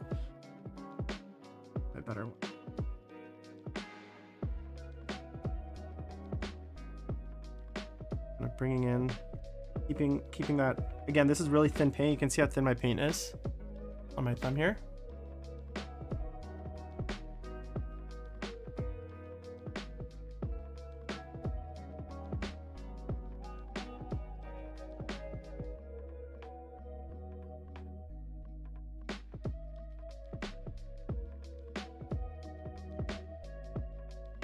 And as it dries, obviously the tone kind of matches a bit more, but it's still a little, it seems to me anyways, to my eye, that the airbrush tone and the regular tone are slightly different.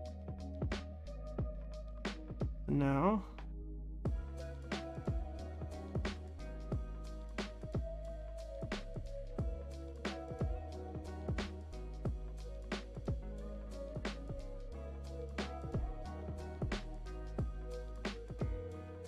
I'm just going really thin glazes, leaving a little bit of that darker green in the corners and the under areas.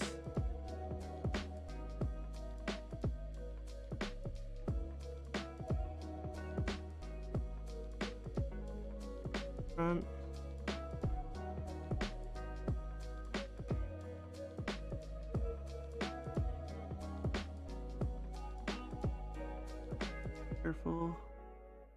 Sometimes it's easy, you can just kind of run your brush over the lifted edges and it kind of does a lot of the work for you.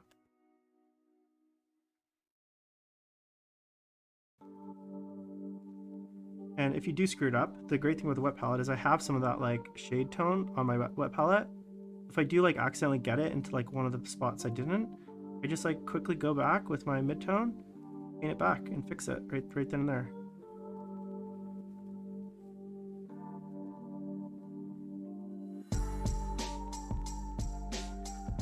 And as you do this, start to think about where your actual highlights are going to go. Because like at this point, when you're doing like just the creases to like the mid sections, I guess, the mid areas, pretty easy to tell where the highlights are going to go. But as you start to get, to different areas, like where there's less crease to kind of guide your brush, you're going to need to start to think about those highlights and how they're going to flow. This is the time to be thinking about it as you're painting it. And you're starting to get like your, I guess, as your brush like goes on the model and you start to kind of feel out the surfaces and the spots, get a better idea of like, okay, how's this model shaped? Where's the light gonna hit? Always be kind of thinking about that stuff as you do the model. Replace that. That way, you're kind of almost like doing the next step in your head for doing it.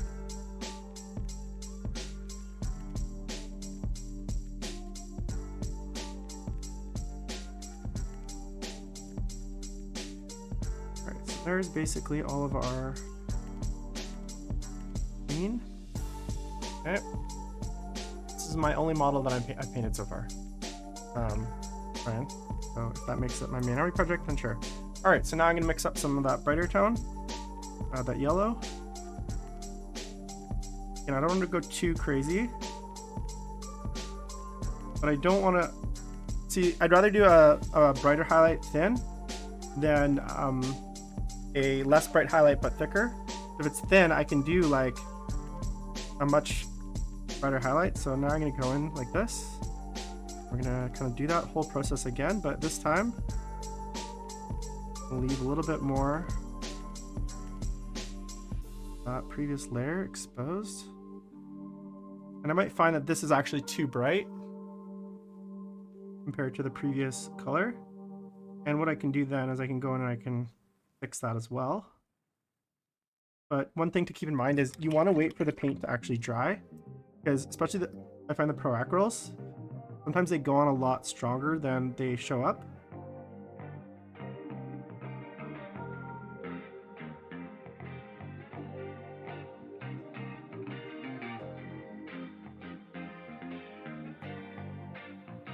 See here, even as we're talking, tone is like blending in. It's really obvious when it's wet, but as it dries, it kind of mellows out and blends in nicely.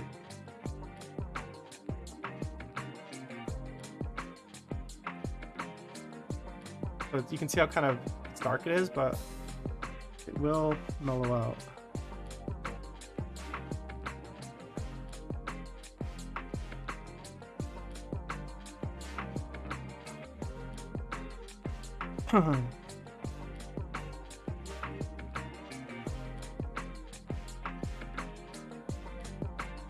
And go even thinner if you need to. If there's certain areas where you're like not really sure, even thinner.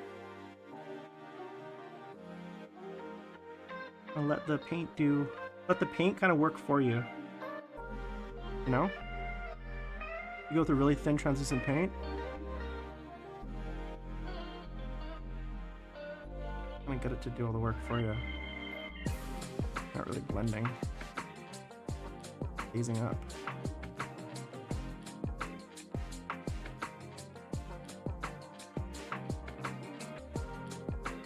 The back, see how much different that is from like when it's wet.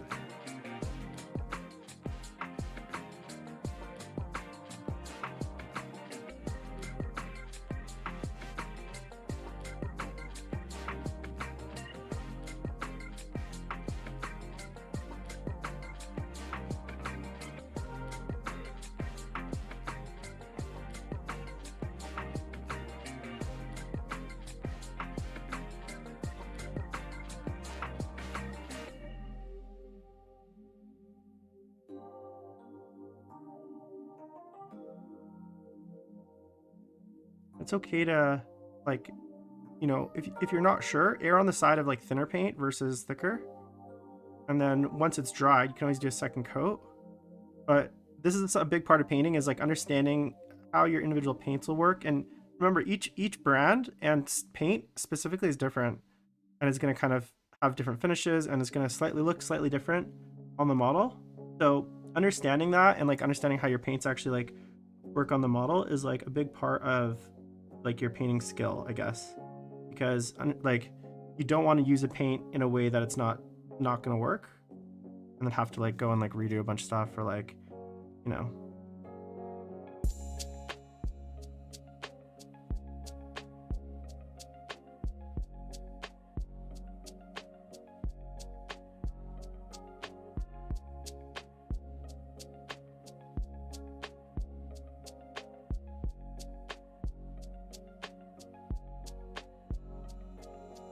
I'm not doing anything, man.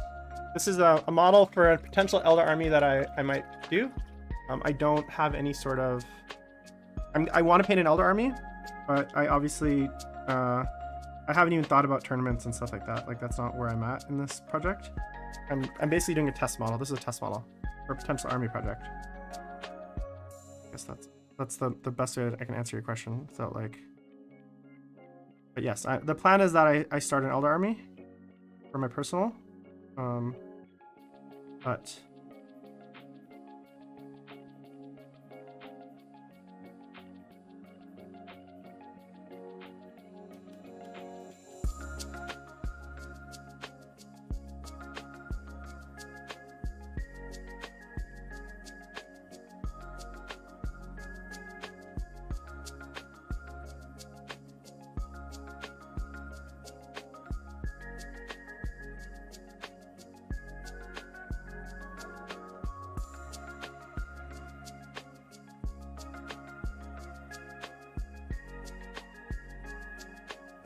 we'll see. I haven't even seen the rules, so I don't know. Maybe I'll just paint this one model and I'll be happy with it. I don't even know what's really coming out yet. I haven't really read much of the rumors, so I doubt they're gonna be bad. But obviously, I'll still probably paint an army, even if I don't love them.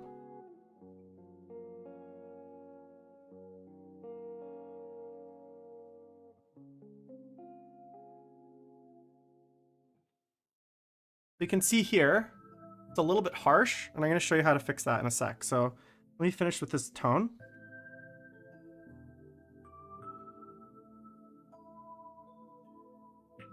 I'm going to go back.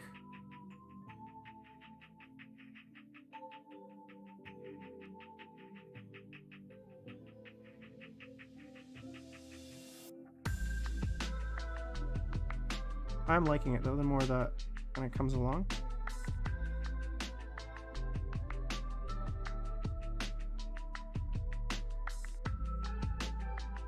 So what I'm gonna do now, I'm just gonna fix this little area here. It's a little bit harsh, so I'm gonna take my mid-tone and my previous tone and then thin those out a little bit more. Palette. Not super thin. I'm gonna go in with like a glaze here. Just kind of glaze that in.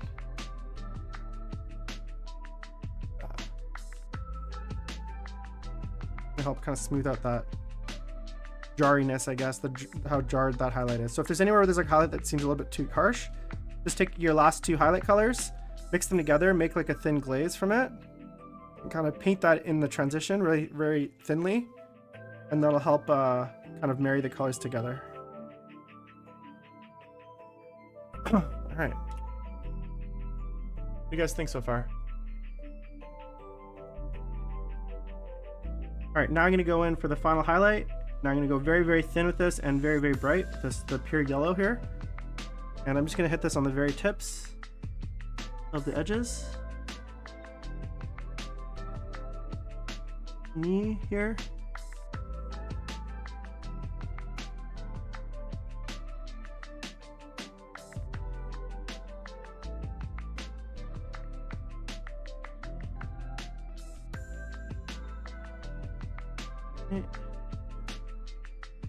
Very edge of the cloak here. Here.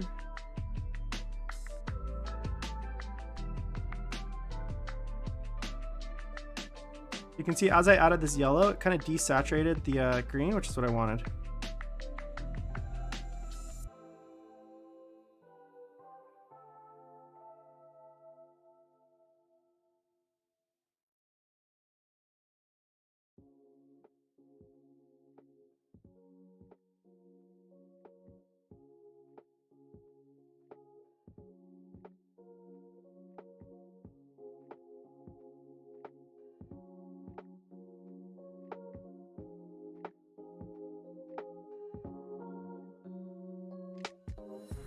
All right.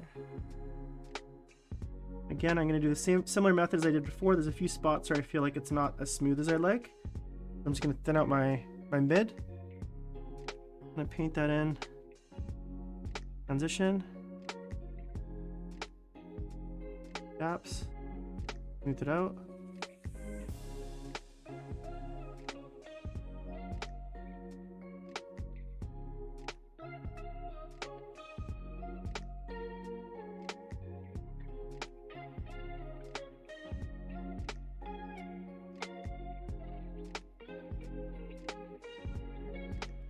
Right. Here we go, guys. Boom. Yeah, I don't want to go too crazy. The gems are already purple, so I feel like I don't want to put too much purple, but you know, this is just like my test model, so I'm sure I'll adjust things as I go. All right, so that's kind of oh yeah, and then for the blade, what I'm thinking is I'm just gonna do a base coat right now. And that'll help me visualize what I think I want the model to look like. But I think I want to do almost like a crimson. Let's see. No, I don't like that. There are options to go crazy. No, don't like that.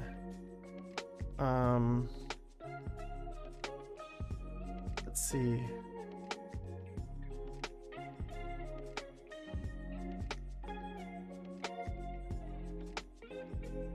Purple. I don't want to do blue because the helm's already blue. Maybe I do want to do a red, but I just got to figure out how I want this red to look. I want like a very like, I think I want like this, like a Galvar back red, almost like a pink red. So let me do a quick base coat of the blade in this red, really thin, and I'll see kind of how the color tones look, the toning. If I like it, I'll continue. No.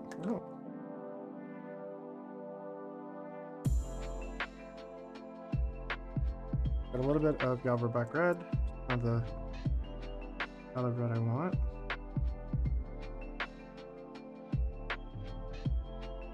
Very, very thin.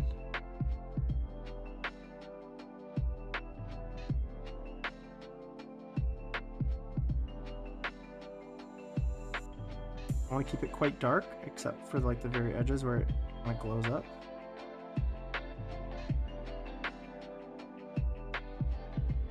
There's still lots to do on this model, guys, so I'm done by any point. And for tonight, I got actual commissions to work on, not just fun stuff. Right?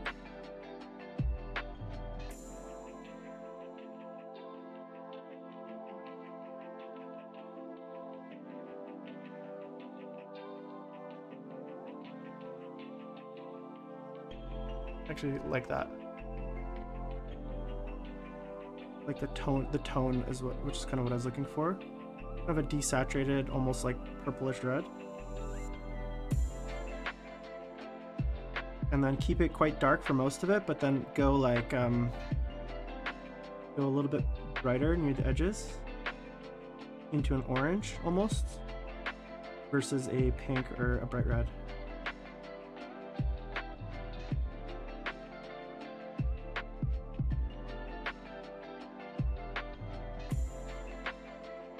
Thanks, Kimbo, I appreciate it.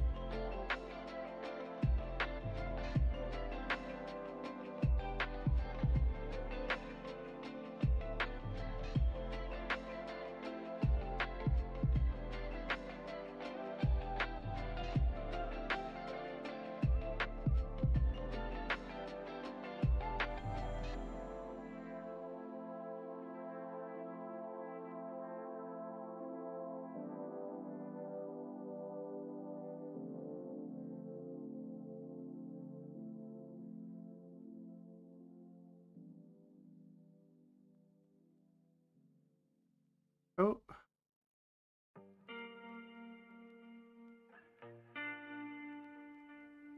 Almost like, you know how the avatar has like the fiery blade? I don't know what I'm going for. Show you the way that I was imagining this. Almost like lava blades. So I'd go really black, almost like black in the middle.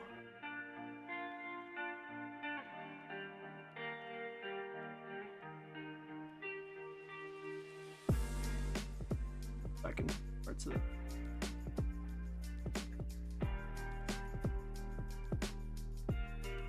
Put it on spots if you want, but okay.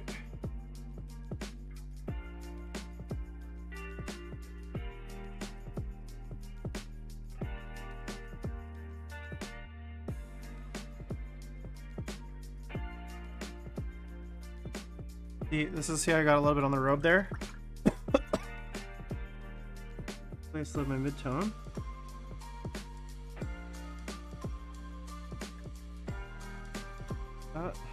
Mistake, happy little mistake. Black res, that transition. Yeah, that's what I was thinking. So, what I'm thinking here.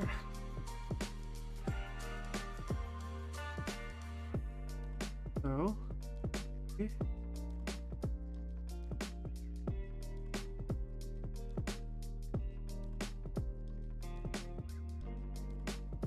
Get nice and dark. But what I want to do is take a little bit of black, add it to my red, a little bit of black.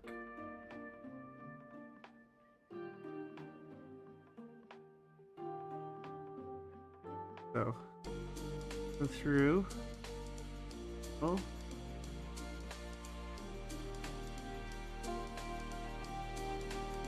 dark black.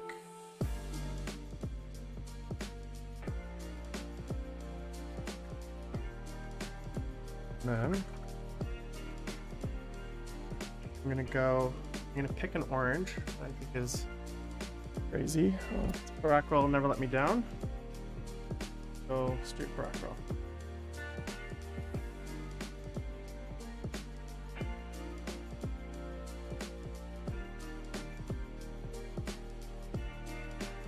So red.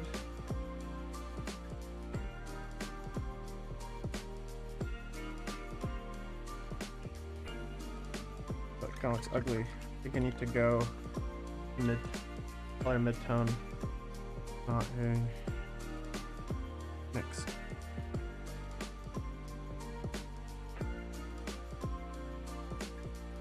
I know I said I wasn't gonna finish this, but now I'm kind of excited to see what it looks like. So.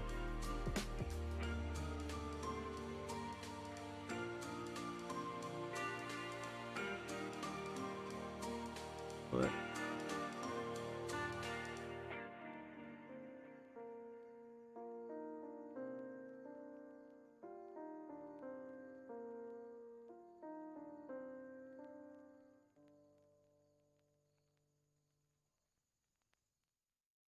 might not end up looking like what, but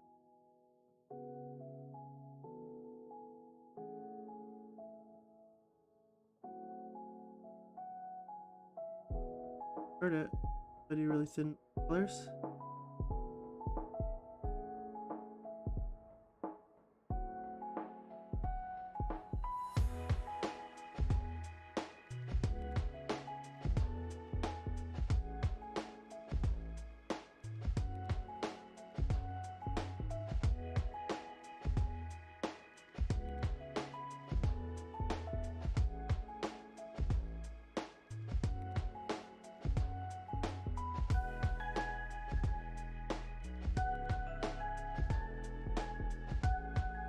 And I'm gonna go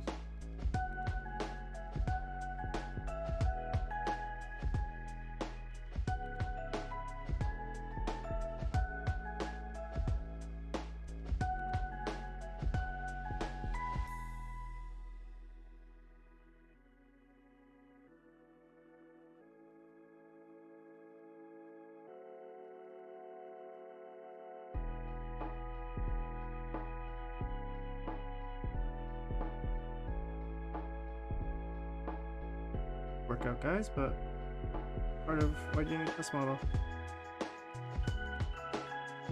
Important for these things.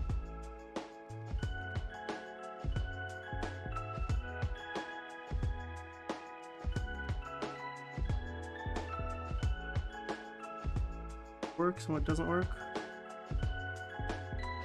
Hate it or if you love it.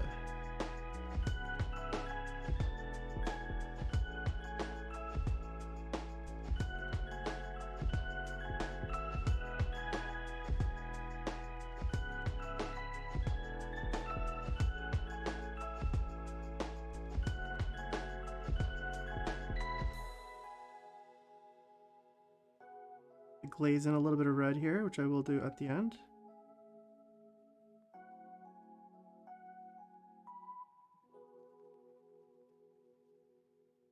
It's kind of shit right now. That's okay. But let's see if we can fix it. I'm gonna glaze in a little bit of Evil Scum Scarlet. Mid-tone.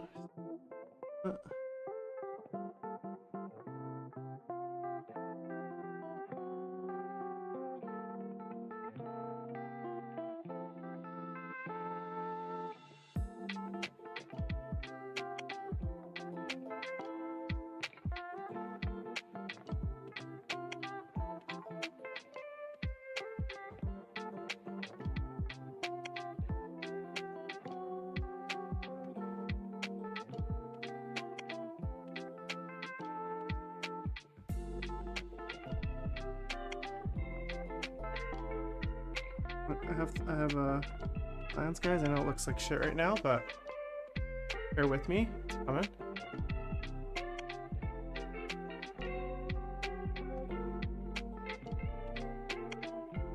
I glaze back in the darker color.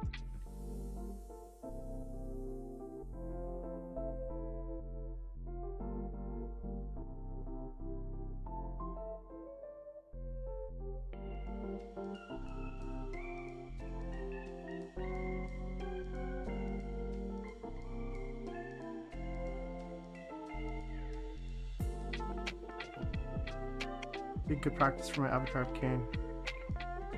Here are my red tones. Okay, so now I'm gonna go in with, I think, a yellow.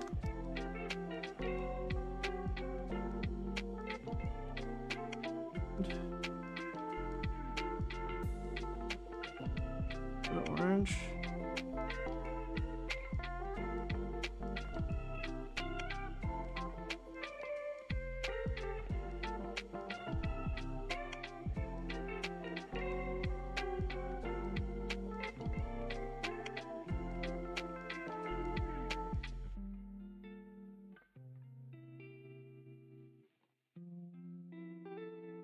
Okay.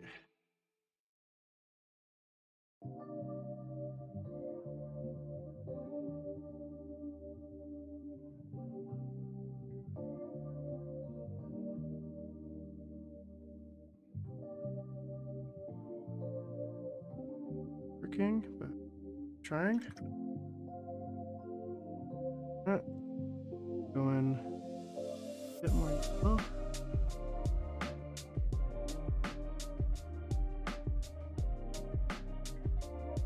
Edge.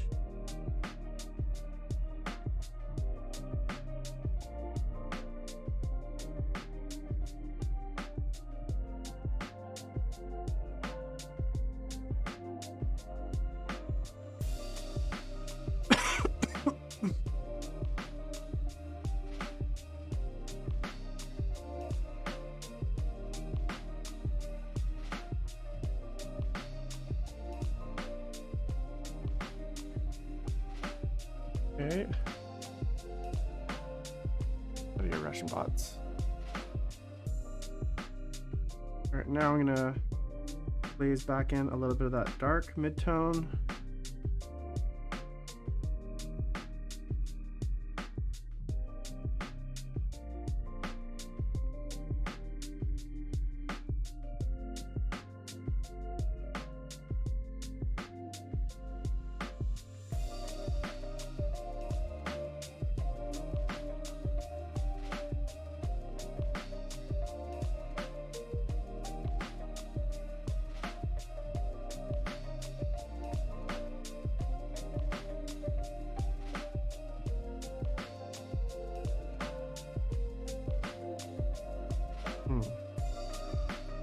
A little sloppy, so I think I just need to get this transition here.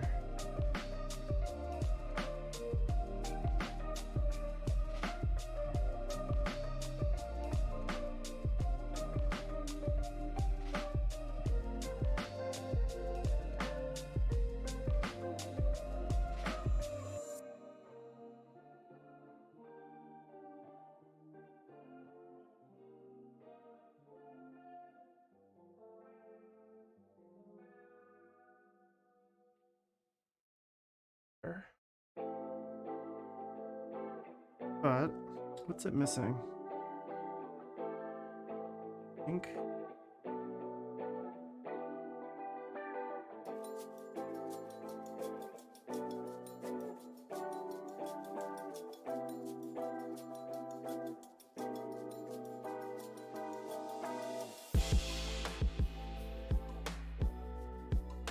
Much, to be honest.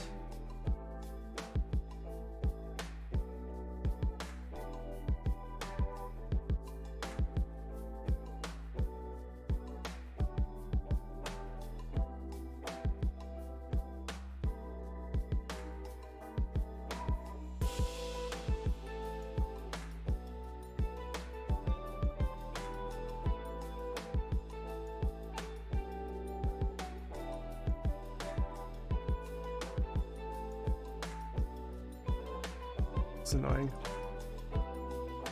I'm not super happy with this right now, but I think it's one of those things where it's like leave and come back because you're kind of banging your head against it and I'm not getting anywhere. I feel like I'm just putting paint on top of paint on top of paint.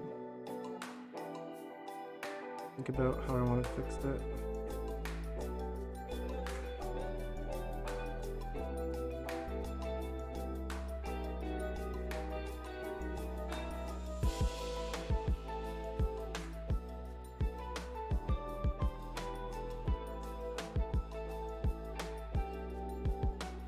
Instead of just adding paint and paint and paint, you know? I think I'm gonna leave it for now, guys. Back to it a bit. But I am liking that, like, general idea. I'm just not able to execute right now. I think my brain's starting to go, so. Alright guys, it's been 2 hours and almost 30 minutes today. So that's our Eldar test model. If you guys like it so far, we'll be back later this week. Hopefully to finish it. So come on by Friday, I believe. Check the stream schedule. It's Thursday we'll be online streaming and 5 o'clock Pacific. So thanks everyone for tuning in today. Make sure to leave a comment below if you guys are enjoying the content, and obviously like and subscribe to the channels both on YouTube and on Instagram. Really helps out. Or sorry, not Instagram, Twitch.